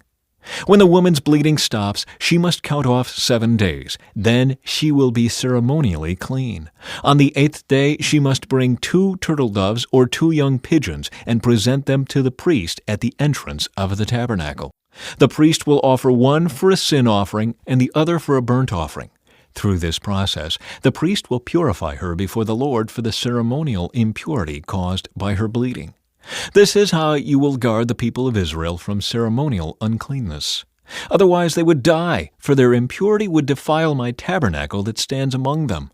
These are the instructions for dealing with anyone who has a bodily discharge, a man who is unclean because of an emission of semen, or a woman during her menstrual period. It applies to any man or woman who has a bodily discharge and to a man who has sexual intercourse with a woman who is ceremonially unclean. Chapter 16. The Day of Atonement. The Lord spoke to Moses after the death of Aaron's 2 sons who died after they entered the Lord's presence and burned the wrong kind of fire before him. The Lord said to Moses, "Warn your brother Aaron not to enter the most holy place behind the inner curtain whenever he chooses. If he does, he will die. For the ark's cover, the place of atonement is there, and I myself am present in the cloud above the atonement cover." When Aaron enters the sanctuary area, he must follow these instructions fully. He must bring a young bull for a sin offering and a ram for a burnt offering. He must put on his linen tunic and the linen undergarments worn next to his body. He must tie the linen sash around his waist and put the linen turban on his head. These are sacred garments, so he must bathe himself in water before he puts them on. Aaron must take from the community of Israel 2 male goats for a sin offering and a ram for a burnt offering. Aaron will present his own bull as a sin offering to purify himself and his family, making them right with the Lord. Then he must take the 2 male goats and present them to the Lord at the entrance of the tabernacle. He is to cast sacred lots to determine which goat will be reserved as an offering to the Lord and which will carry the sins of the people to the wilderness of Azazel. Aaron will then present as a sin offering the goat chosen by lot for the Lord. The other goat, the scapegoat chosen by lot to be sent away, will be kept alive, standing before the Lord. When it is sent away to Azazel in the wilderness, the people will be purified and made right with the Lord. Aaron will present his own bull as a sin offering to purify himself and his family, making them right with the Lord. After he has slaughtered the bull as a sin offering, he will fill an incense burner with burning coals from the altar that stands before the Lord. Then he will take 2 handfuls of fragrant powdered incense and will carry the burner and the incense behind the inner curtain. There, in the Lord's presence, he will put the incense on the burning coals so that a cloud of incense will rise over the ark's cover, the place of atonement, that rests on the ark of the covenant. If he follows these instructions, he will not die. Then he must take some of the blood of the bull, dip his finger in it, and sprinkle it on the east side of the atonement cover. He must sprinkle blood 7 times with his finger in front of the atonement cover. Then Aaron must slaughter the first goat as a sin offering for the people and carry its blood behind the inner curtain. There he will sprinkle the goat's blood over the atonement cover and in front of it, just as he did with the bull's blood. Through this process, he will purify the most holy place, and he will do the same for the entire tabernacle because of the defiling sin and rebellion of the Israelites. No one else is allowed inside the tabernacle when Aaron enters it for the purification ceremony in the most holy place. No one may enter until he comes out again after purifying himself, his family, and all the congregation of Israel, making them right with the Lord. Then Aaron will come out to purify the altar that stands before the Lord. He will do this by taking some of the blood from the bull and the goat and putting it on each of the horns of the altar. Then he must sprinkle the blood with his finger 7 times over the altar. In this way he will cleanse it from Israel's defilement and make it holy. When Aaron has finished purifying the most holy place and the tabernacle and the altar, he must present the live goat. He will lay both of his hands on the goat's head and confess over it all the wickedness, rebellion, and sins of the people of Israel. In this way he will transfer the people's sins to the head of the goat. Then a man specially chosen for the task will drive the goat into the wilderness. As the goat goes into the wilderness, it will carry all the people's sins upon itself into a desolate land. When Aaron goes back into the tabernacle, he must take off the linen garments he was wearing when he entered the most holy place, and he must leave the garments there. Then he must bathe himself with water in a sacred place, put on his regular garments, and go out to sacrifice a burnt offering for himself and a burnt offering for the people. Through this process, he will purify himself and the people, making them right with the Lord. He must then burn all the fat of the sin offering on the altar. The man chosen to drive the scapegoat into the wilderness of Azazel must wash his clothes and bathe himself in water. Then he may return to the camp. The bull and the goat presented as sin offerings, whose blood Aaron takes into the most holy place for the purification ceremony, will be carried outside the camp. The animal's hides, internal organs, and dung are all to be burned. The man who burns them must wash his clothes and bathe himself in water before returning to the camp. On the 10th day of the appointed month in early autumn, you must deny yourselves. Neither native-born Israelites nor foreigners living among you may do any kind of work. This is a permanent law for you. On that day, offerings of purification will be made for you, and you will be purified in the Lord's presence from all your sins. It will be a Sabbath day of complete rest for you, and you must deny yourselves. This is a permanent law for you. In future generations, the purification ceremony will be performed by the priest, who has been anointed and ordained to serve as high priest in place of his ancestor Aaron. He will put on the holy linen garments and purify the most holy place, the tabernacle, the altar, the priests, and the entire congregation. This is a permanent law for you to purify the people of Israel from their sins, making them right with the Lord once each year. Moses followed all these instructions exactly as the Lord had commanded him. Chapter 17. Prohibitions against eating blood. Then the Lord said to Moses, "Give the following instructions to Aaron and his sons and all the people of Israel. This is what the Lord has commanded. If any native Israelite sacrifices a bull or a lamb or a goat anywhere inside or outside the camp, instead of bringing it to the entrance of the tabernacle to present it as an offering to the Lord, that person will be as guilty as a murderer. Such a person has shed blood and will be cut off from the community. The purpose of this rule is to stop the Israelites from sacrificing animals in the open fields. It will ensure that they bring their sacrifices to the priest at the entrance of the tabernacle so he can present them to the Lord as peace offerings. Then the priest will be able to splatter the blood against the Lord's altar at the entrance of the tabernacle, and he will burn the fat as a pleasing aroma to the Lord. The people must no longer be unfaithful to the Lord by offering sacrifices to the goat idols. This is a permanent law for them to be observed from generation to generation. Give them this command as well. If any native Israelite or foreigner living among you offers a burnt offering or a sacrifice, but does not bring it to the entrance of the tabernacle to offer it to the Lord, that person will be cut off from the community. And if any native Israelite or foreigner living among you eats or drinks blood in any form, I will turn against that person and cut him off from the community of your people, for the life of the body is in its blood. I have given you the blood on the altar to purify you, making you right with the Lord. It is the blood given in exchange for a life that makes purification possible. That is why I have said to the people of Israel, you must never eat or drink blood, neither you nor the foreigners living among you.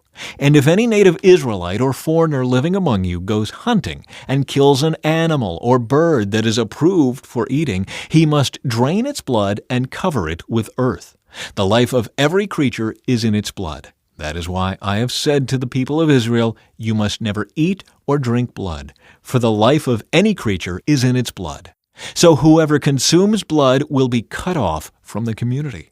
And if any native-born Israelites or foreigners eat the meat of an animal that died naturally or was torn up by wild animals, they must wash their clothes and bathe themselves in water. They will remain ceremonially unclean until evening, but then they will be clean. But if they do not wash their clothes and bathe themselves, they will be punished for their sin. Chapter 18. Forbidden Sexual Practices. Then the Lord said to Moses, "Give the following instructions to the people of Israel. I am the Lord your God, so do not act like the people in Egypt, where you used to live, or like the people of Canaan, where I am taking you. You must not imitate their way of life. You must obey all my regulations and be careful to obey my decrees, for I am the Lord your God. If you obey my decrees and my regulations, you will find life through them. I am the Lord. You must never have sexual relations with a close relative, for I am the Lord. Do not violate your father by having sexual relations with your mother. She is your mother. You must not have sexual relations with her. Do not have sexual relations with any of your father's wives, for this would violate your father. Do not have sexual relations with your sister or half-sister, whether she is your father's daughter or your mother's daughter, whether she was born into your household or someone else's. Do not have sexual relations with your granddaughter, whether she is your son's daughter or your daughter's daughter, for this would violate yourself. Do not have sexual relations with your stepsister, the daughter of any of your father's wives, for she is your sister. Do not have sexual relations with your father's sister, for she is your father's close relative. Do not have sexual relations with your mother's sister, for she is your mother's close relative. Do not violate your uncle, your father's brother, by having sexual relations with his wife, for she is your aunt. Do not have sexual relations with your daughter-in-law. She is your son's wife, so you must not have sexual relations with her. Do not have sexual relations with your brother's wife, for this would violate your brother. Do not have sexual relations with both a woman and her daughter, and do not take her granddaughter, whether her son's daughter or her daughter's daughter, and have sexual relations with her. They are close relatives, and this would be a wicked act. While your wife is living, do not marry her sister and have sexual relations with her, for they would be rivals. Do not have sexual relations with a woman during her period of menstrual impurity. Do not defile yourself by having sexual intercourse with your neighbor's wife. Do not permit any of your children to be offered as a sacrifice to Moloch, for you must not bring shame on the name of your God. I am the Lord. Do not practice homosexuality, having sex with another man as with a woman. It is a detestable sin. A man must not defile himself by having sex with an animal, and a woman must not offer herself to a male animal to have intercourse with it. This is a perverse act. Do not defile yourselves in any of these ways, for the people I am driving out before you have defiled themselves in all these ways. Because the entire land has become defiled, I am punishing the people who live there. I will cause the land to vomit them out. You must obey all my decrees and regulations. You must not commit any of these detestable sins. This applies both to native-born Israelites and to the foreigners living among you.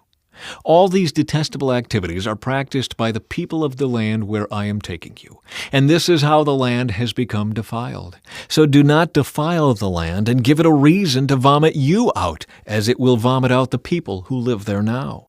Whoever commits any of these detestable sins will be cut off from the community of Israel. So obey my instructions and do not defile yourselves by committing any of these detestable practices that were committed by the people who lived in the land before you. I am the Lord your God. Chapter 19. Holiness in Personal Conduct. The Lord also said to Moses, "Give the following instructions to the entire community of Israel. You must be holy because I, the Lord your God, am holy. Each of you must show great respect for your mother and father, and you must always observe my Sabbath days of rest. I am the Lord your God.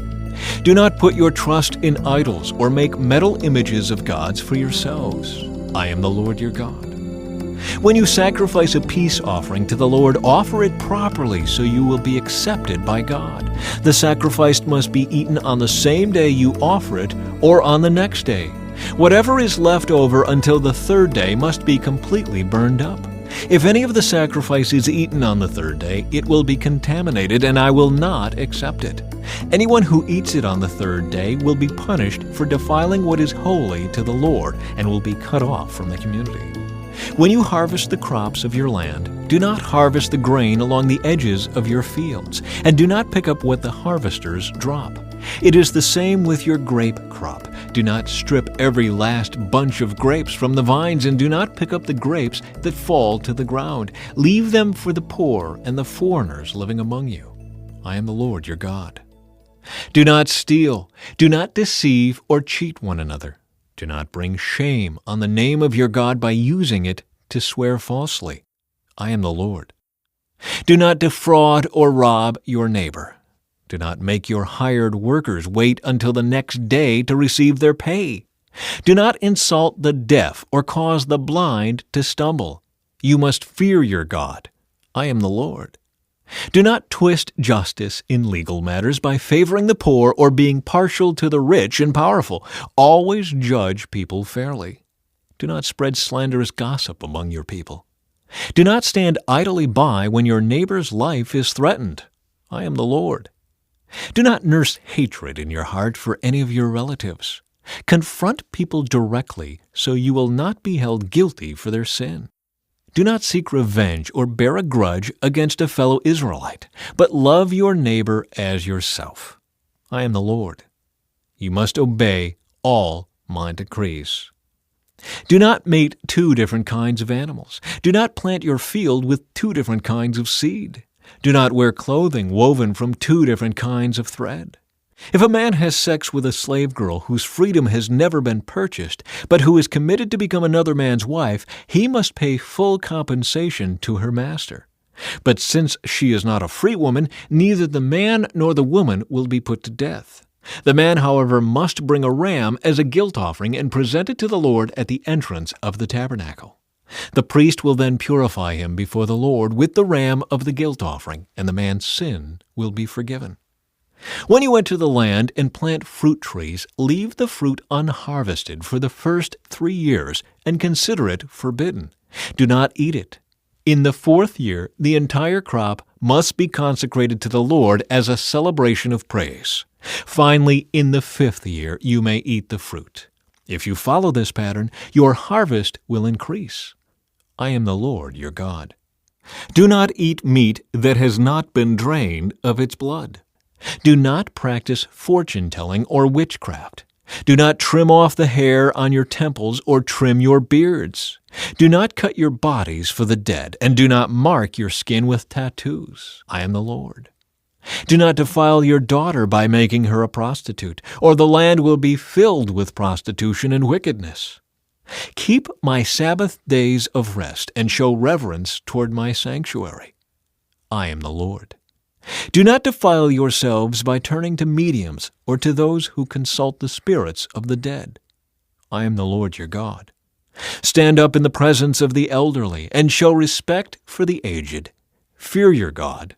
I am the Lord. Do not take advantage of foreigners who live among you in your land. Treat them like native-born Israelites and love them as you love yourself. Remember that you were once foreigners living in the land of Egypt. I am the Lord your God. Do not use dishonest standards when measuring length, weight, or volume. Your scales and weights must be accurate. Your containers for measuring dry materials or liquids must be accurate. I am the Lord your God who brought you out of the land of Egypt. You must be careful to keep all of my decrees and regulations by putting them into practice. I am the Lord. Chapter 20. Punishments for disobedience.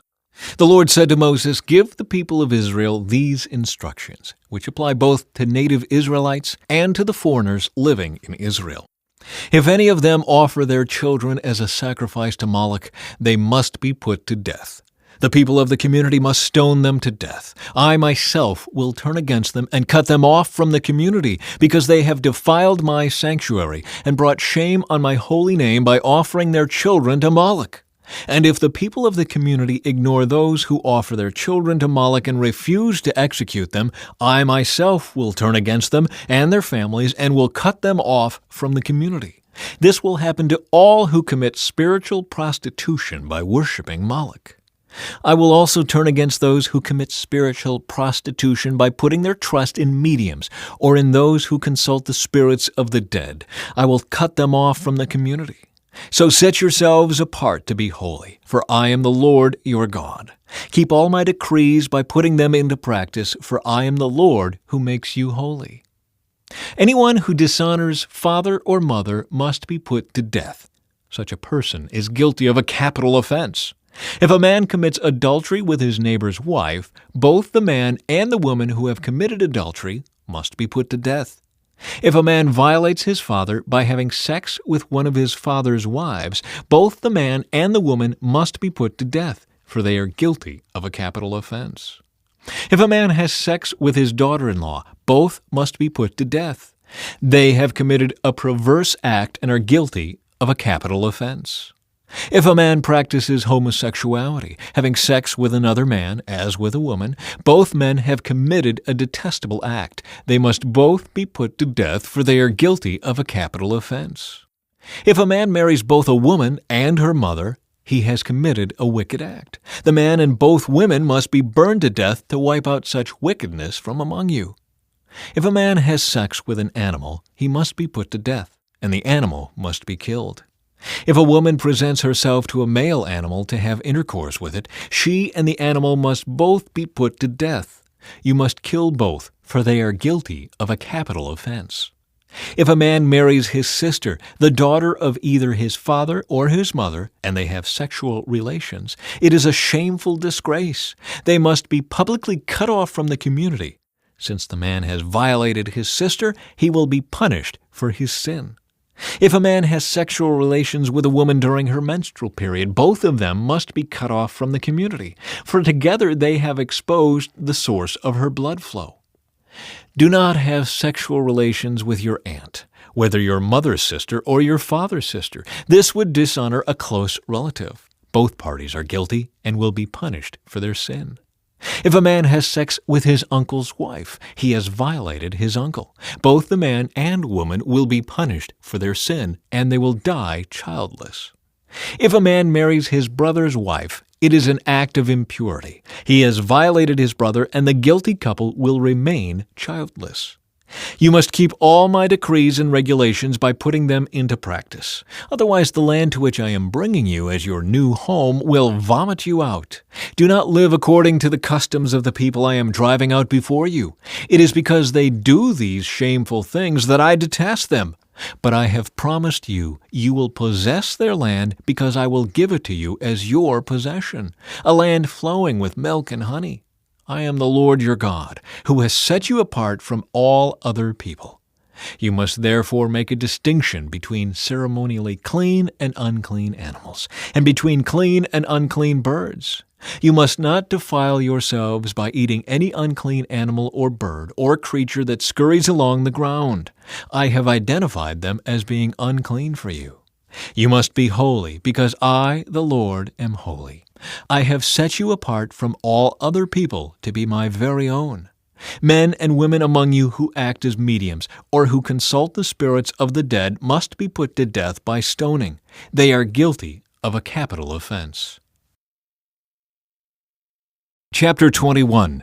Instructions for the priests. The Lord said to Moses, "Give the following instructions to the priests, the descendants of Aaron. A priest must not make himself ceremonially unclean by touching the dead body of a relative. The only exceptions are his closest relatives, his mother or father, son or daughter, brother, or his virgin sister who depends on him because she has no husband. But a priest must not defile himself and make himself unclean for someone who is related to him only by marriage.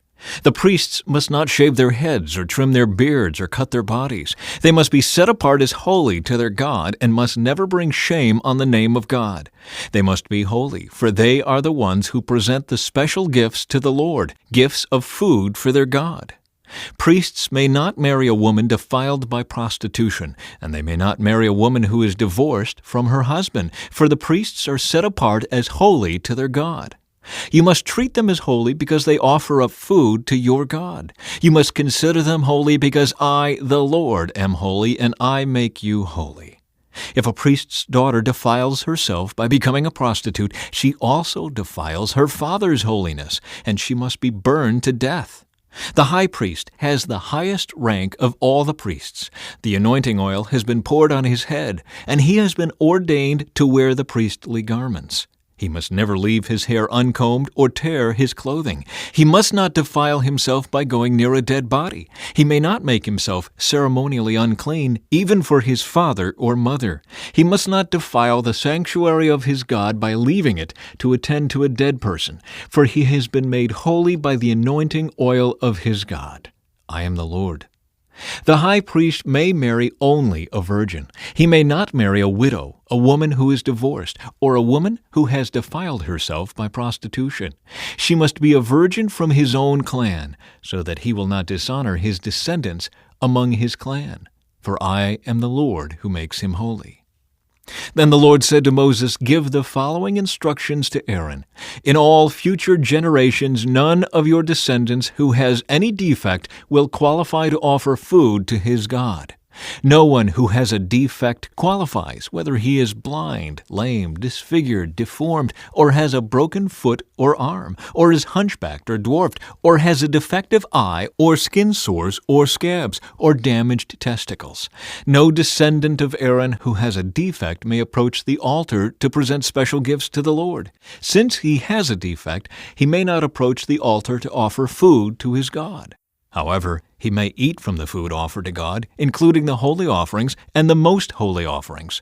Yet because of his physical defect, he may not enter the room behind the inner curtain or approach the altar, for this would defile my holy places. I am the Lord who makes them holy." So Moses gave these instructions to Aaron and his sons and to all the Israelites. Chapter 22. The Lord said to Moses, "Tell Aaron and his sons to be very careful with the sacred gifts that the Israelites set apart for me, so they do not bring shame on my holy name. I am the Lord. Give them the following instructions. In all future generations, if any of your descendants is ceremonially unclean when he approaches the sacred offerings that the people of Israel consecrate to the Lord, he must be cut off from my presence. I am the Lord. If any of Aaron's descendants has a skin disease or any kind of discharge that makes him ceremonially unclean, he may not eat from the sacred offerings until he has been pronounced clean. He also becomes unclean by touching a corpse, or by having an emission of semen, or by touching a small animal that is unclean, or by touching someone who is ceremonially unclean for any reason. The man who is defiled in any of these ways will remain unclean until evening. He may not eat from the sacred offerings until he has bathed himself in water.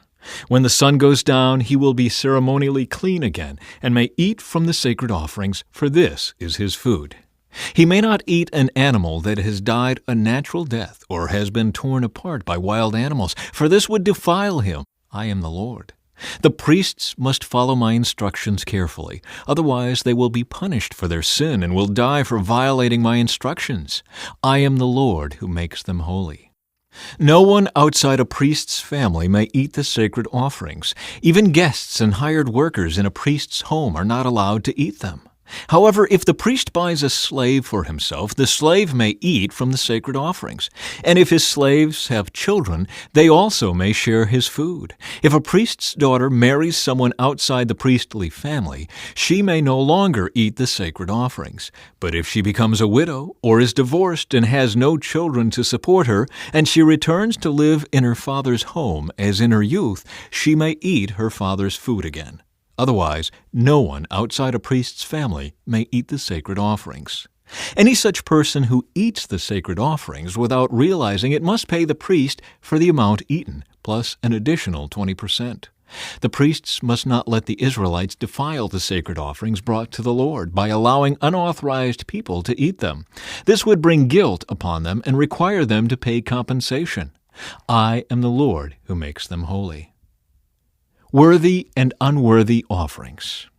And the Lord said to Moses, "Give Aaron and his sons and all the Israelites these instructions, which apply both to native Israelites and to the foreigners living among you. If you present a gift as a burnt offering to the Lord, whether it is to fulfill a vow or is a voluntary offering, you will be accepted only if your offering is a male animal with no defects. It may be a bull, a ram, or a male goat. Do not present an animal with defects because the Lord will not accept it on your behalf. If you present a peace offering to the Lord from the herd or the flock, whether it is to fulfill a vow or is a voluntary offering, you must offer a perfect animal. It may have no defect of any kind. You must not offer an animal that is blind, crippled, or injured, or that has a wart, a skin sore, or scabs. Such animals must never be offered on the altar as special gifts to the Lord. If a bull or lamb has a leg that is too long or too short, it may be offered as a voluntary offering, but it may not be offered to fulfill a vow. If an animal has damaged testicles or is castrated, you may not offer it to the Lord. You must never do this in your own land, and you must not accept such an animal from foreigners and then offer it as a sacrifice to your God. Such animals will not be accepted on your behalf, for they are mutilated or defective. And the Lord said to Moses, "When a calf or lamb or goat is born, it must be left with its mother for 7 days. From the 8th day on it will be acceptable as a special gift to the Lord. But you must not slaughter a mother animal and her offspring on the same day, whether from the herd or the flock. When you bring a thanksgiving offering to the Lord, sacrifice it properly so you will be accepted. Eat the entire sacrificial animal on the day it is presented. Do not leave any of it until the next morning. I am the Lord. You must faithfully keep all my commands by putting them into practice, for I am the Lord. Do not bring shame on my holy name, for I will display my holiness among the people of Israel. I am the Lord who makes you holy. It was I who rescued you from the land of Egypt, that I might be your God. I am the Lord." Chapter 23. The Appointed Festivals. The Lord said to Moses, "Give the following instructions to the people of Israel. These are the Lord's appointed festivals, which you are to proclaim as official days for holy assembly. You have 6 days each week for your ordinary work, but the 7th day is a Sabbath day of complete rest, an official day for holy assembly. It is the Lord's Sabbath day, and it must be observed wherever you live. In addition to the Sabbath, these are the Lord's appointed festivals, the official days for holy assembly that are to be celebrated at their proper times each year. Passover and the Festival of Unleavened Bread. The Lord's Passover begins at sundown on the 14th day of the first month. On the next day, the 15th day of the month, you must begin celebrating the Festival of Unleavened Bread. This festival to the Lord continues for 7 days, and during that time the bread you eat must be made without yeast. On the first day of the festival, all the people must stop their ordinary work and observe an official day for holy assembly. For 7 days you must present special gifts to the Lord. On the 7th day, the people must again stop all their ordinary work to observe an official day for holy assembly. Celebration of First Harvest. Then the Lord said to Moses, "Give the following instructions to the people of Israel. When you enter the land I am giving you, and you harvest its first crops, bring the priest a bundle of grain from the first cutting of your grain harvest. On the day after the Sabbath, the priest will lift it up before the Lord so it may be accepted on your behalf. On that same day you must sacrifice a 1-year-old male lamb with no defects as a burnt offering to the Lord. With it you must present a grain offering consisting of 4 quarts of choice flour moistened with olive oil. It will be a special gift, a pleasing aroma to the Lord. You must also offer 1 quart of wine as a liquid offering. Do not eat any bread or roasted grain or fresh kernels on that day until you bring this offering to your God. This is a permanent law for you, and it must be observed from generation to generation wherever you live." The Festival of Harvest. From the day after the Sabbath, the day you bring the bundle of grain to be lifted up as a special offering, count off 7 full weeks. Keep counting until the day after the 7th Sabbath, 50 days later. Then present an offering of new grain to the Lord. From wherever you live, bring 2 loaves of bread to be lifted up before the Lord as a special offering. Make these loaves from 4 quarts of choice flour and bake them with yeast. They will be an offering to the Lord from the first of your crops. Along with the bread, present 7 one-year-old male lambs with no defects, 1 young bull, and 2 rams as burnt offerings to the Lord.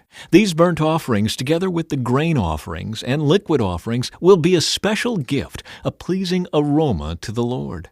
Then you must offer 1 male goat as a sin offering, and 2 one-year-old male lambs as a peace offering. The priest will lift up the 2 lambs as a special offering to the Lord, together with the loaves representing the first of your crops. These offerings, which are holy to the Lord, belong to the priests. That same day will be proclaimed an official day for holy assembly, a day on which you do no ordinary work. This is a permanent law for you, and it must be observed from generation to generation wherever you live. When you harvest the crops of your land, do not harvest the grain along the edges of your fields, and do not pick up what the harvesters drop. Leave it for the poor and the foreigners living among you. I am the Lord your God. The Festival of Trumpets. The Lord said to Moses, "Give the following instructions to the people of Israel. On the first day of the appointed month in early autumn, you are to observe a day of complete rest. It will be an official day for holy assembly, a day commemorated with loud blasts of a trumpet. You must do no ordinary work on that day. Instead, you are to present special gifts to the Lord." The Day of Atonement. Then the Lord said to Moses, "Be careful to celebrate the Day of Atonement on the 10th day of that same month, 9 days after the Festival of Trumpets. You must observe it as an official day for holy assembly, a day to deny yourselves and present special gifts to the Lord. Do no work during that entire day, because it is the Day of Atonement when offerings of purification are made for you, making you right with the Lord your God. All who do not deny themselves that day will be cut off from God's people, and I will destroy anyone among you who does any work on that day. You must not do any work at all. This is a permanent law for you, and it must be observed from generation to generation, wherever you live. This will be a Sabbath day of complete rest for you, and on that day you must deny yourselves. This day of rest will begin at sundown on the 9th day of the month and extend until sundown on the 10th day. The Festival of Shelters. And the Lord said to Moses, "Give the following instructions to the people of Israel. Begin celebrating the Festival of Shelters on the 15th day of the appointed month, 5 days after the Day of Atonement. This festival to the Lord will last for 7 days. On the first day of the festival, you must proclaim an official day for holy assembly, when you do no ordinary work. For 7 days you must present special gifts to the Lord. The 8th day is another holy day on which you present your special gifts to the Lord. This will be a solemn occasion, and no ordinary work may be done that day.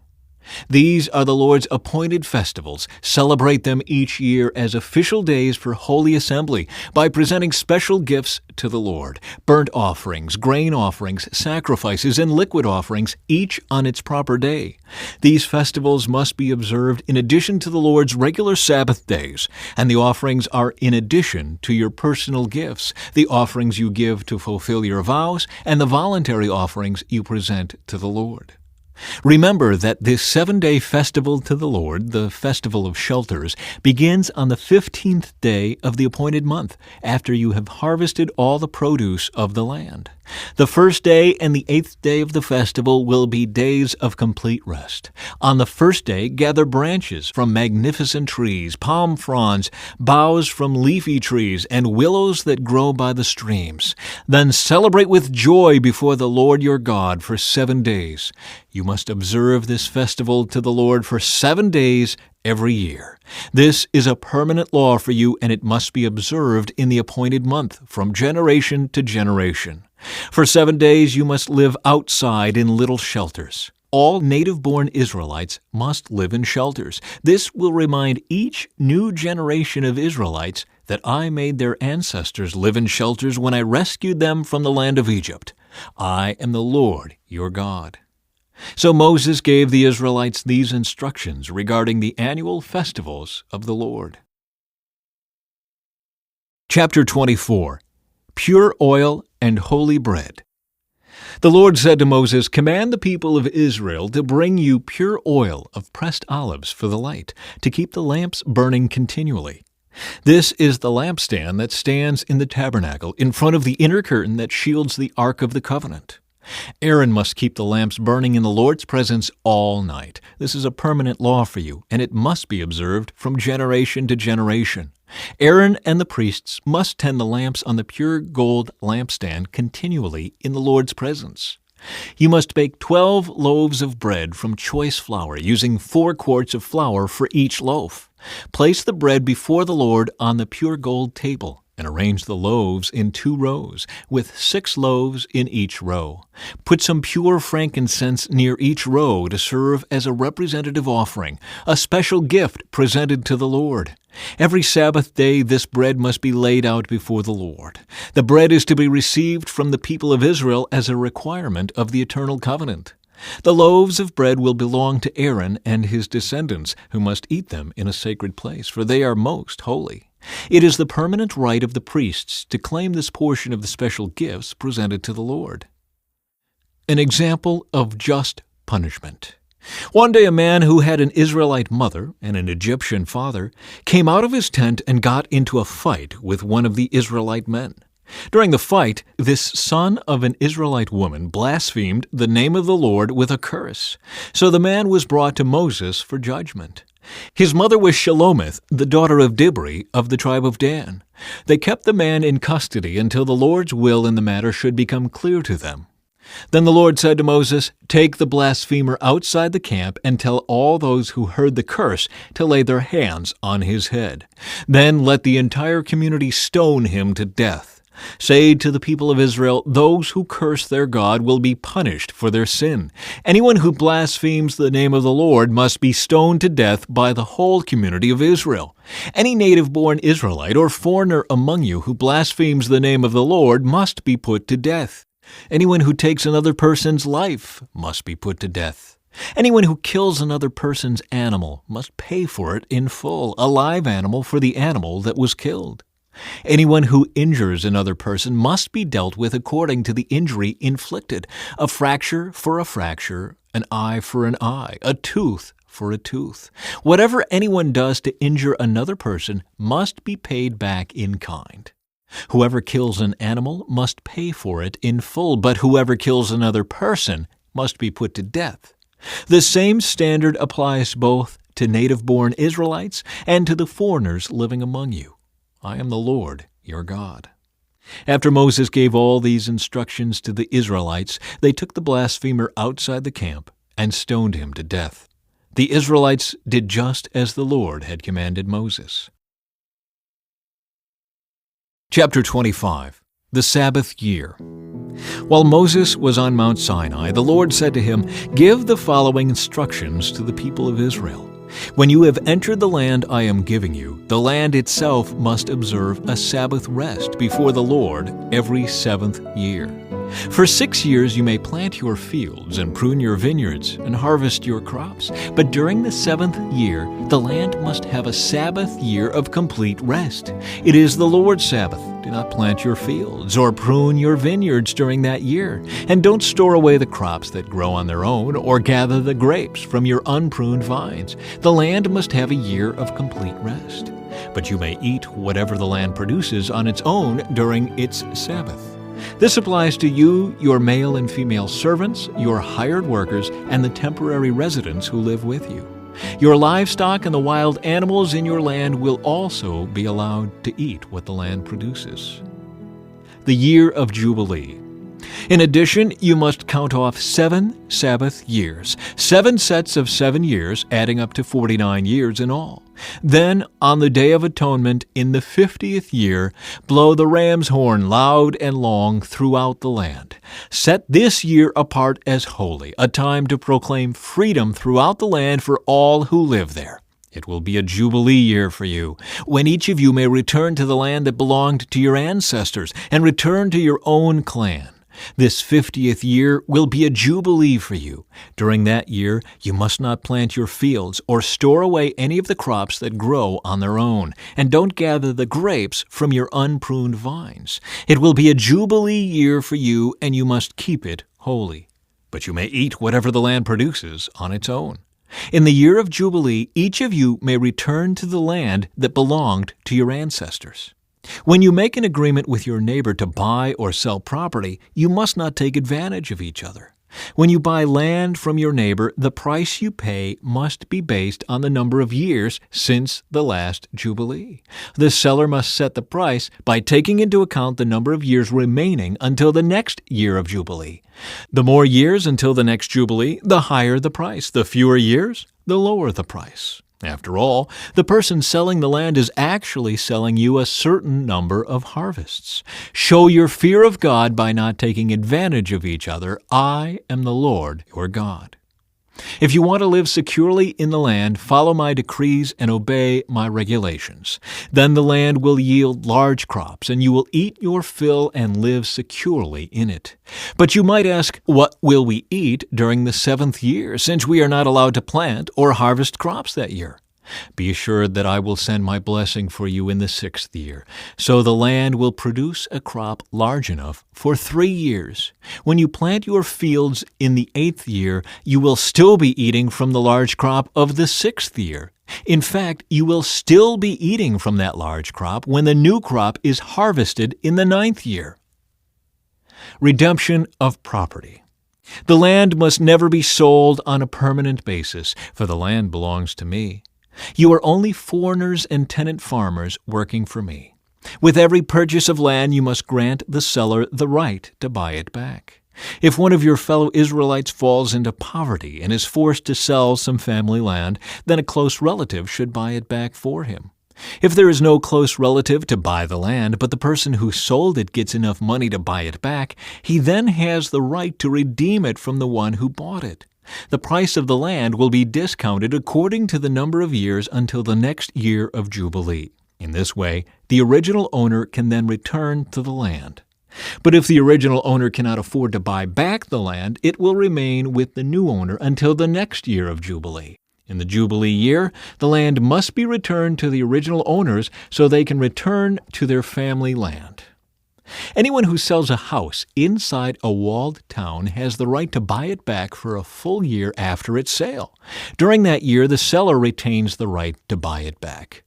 But if it is not bought back within a year, the sale of the house within the walled town cannot be reversed. It will become the permanent property of the buyer. It will not be returned to the original owner in the year of Jubilee. But a house in a village, a settlement without fortified walls, will be treated like property in the countryside. Such a house may be bought back at any time, and it must be returned to the original owner in the year of Jubilee. The Levites always have the right to buy back a house they have sold within the towns allotted to them. And any property that is sold by the Levites, all houses within the Levitical towns, must be returned in the year of Jubilee. After all, the houses in the towns reserved for the Levites are the only property they own in all Israel. The open pasture land around the Levitical towns may never be sold. It is their permanent possession. Redemption of the poor and enslaved. If one of your fellow Israelites falls into poverty and cannot support himself, support him as you would a foreigner or a temporary resident, and allow him to live with you. Do not charge interest or make a profit at his expense. Instead, show your fear of God by letting him live with you as your relative. Remember, do not charge interest on money you lend him, or make a profit on food you sell him. I am the Lord your God, who brought you out of the land of Egypt to give you the land of Canaan and to be your God. If one of your fellow Israelites falls into poverty and is forced to sell himself to you, do not treat him as a slave. Treat him instead as a hired worker or as a temporary resident who lives with you, and he will serve you only until the year of Jubilee. At that time, he and his children will no longer be obligated to you, and they will return to their clans and go back to the land originally allotted to their ancestors. The people of Israel are my servants, whom I brought out of the land of Egypt. So they must never be sold as slaves. Show your fear of God by not treating them harshly. However, you may purchase male and female slaves from among the nations around you. You may also purchase the children of temporary residents who live among you, including those who have been born in your land. You may treat them as your property, passing them on to your children as a permanent inheritance. You may treat them as slaves, but you must never treat your fellow Israelites this way. Suppose a foreigner or temporary resident becomes rich while living among you. If any of your fellow Israelites fall into poverty and are forced to sell themselves to such a foreigner or to a member of his family, they still retain the right to be bought back even after they have been purchased. They may be bought back by a brother, an uncle, or a cousin. In fact, anyone from the extended family may buy them back. They may also redeem themselves if they have prospered. They will negotiate the price of their freedom with the person who bought them. The price will be based on the number of years from the time they were sold until the next year of Jubilee, whatever it would cost to hire a worker for that period of time. If many years still remain until the Jubilee, they will repay the proper proportion of what they received when they sold themselves. If only a few years remain until the year of Jubilee, they will repay a small amount for their redemption. The foreigner must treat them as workers hired on a yearly basis. You must not allow a foreigner to treat any of your fellow Israelites harshly. If any Israelites have not been bought back by the time the year of Jubilee arrives, they and their children must be set free at that time. For the people of Israel belong to me. They are my servants, whom I brought out of the land of Egypt. I am the Lord, your God. Chapter 26. Blessings for Obedience. Do not make idols or set up carved images or sacred pillars or sculptured stones in your land so you may worship them. I am the Lord your God. You must keep my Sabbath days of rest and show reverence for my sanctuary. I am the Lord. If you follow my decrees and are careful to obey my commands, I will send you the seasonal rains. The land will then yield its crops, and the trees of the field will produce their fruit. Your threshing season will overlap with the grape harvest, and your grape harvest will overlap with the season of planting grain. You will eat your fill and live securely in your own land. I will give you peace in the land, and you will be able to sleep with no cause for fear.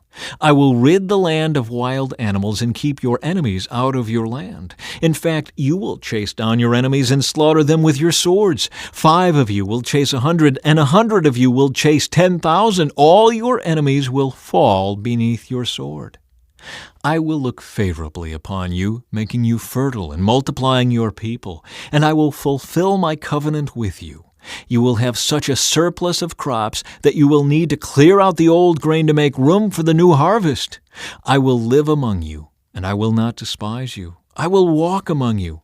I will be your God, and you will be my people. I am the Lord your God, who brought you out of the land of Egypt, so you would no longer be their slaves. I broke the yoke of slavery from your neck, so you can walk with your heads held high. Punishments for disobedience. However, if you do not listen to me or obey all these commands, and if you break my covenant by rejecting my decrees, treating my regulations with contempt, and refusing to obey my commands, I will punish you. I will bring sudden terrors upon you, wasting diseases and burning fevers that will cause your eyes to fail and your life to ebb away. You will plant your crops in vain because your enemies will eat them. I will turn against you, and you will be defeated by your enemies. Those who hate you will rule over you, and you will run even when no one is chasing you. And if, in spite of all this, you still disobey me, I will punish you 7 times over for your sins. I will break your proud spirit by making the skies as unyielding as iron and the earth as hard as bronze. All your work will be for nothing, for your land will yield no crops and your trees will bear no fruit.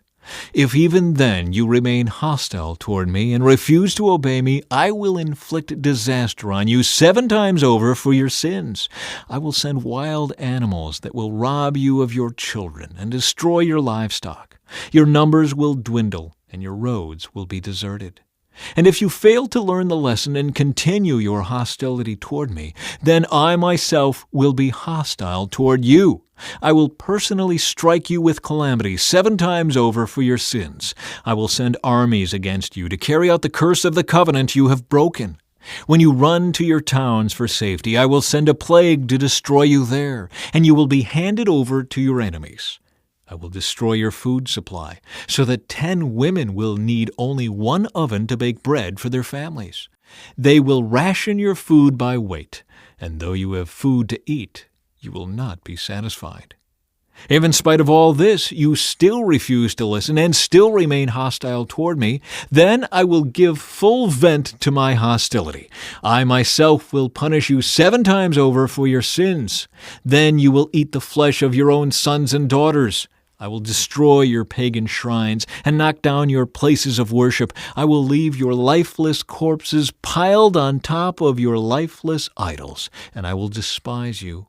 I will make your cities desolate and destroy your places of pagan worship. I will take no pleasure in your offerings that should be a pleasing aroma to me. Yes, I myself will devastate your land, and your enemies who come to occupy it will be appalled at what they see.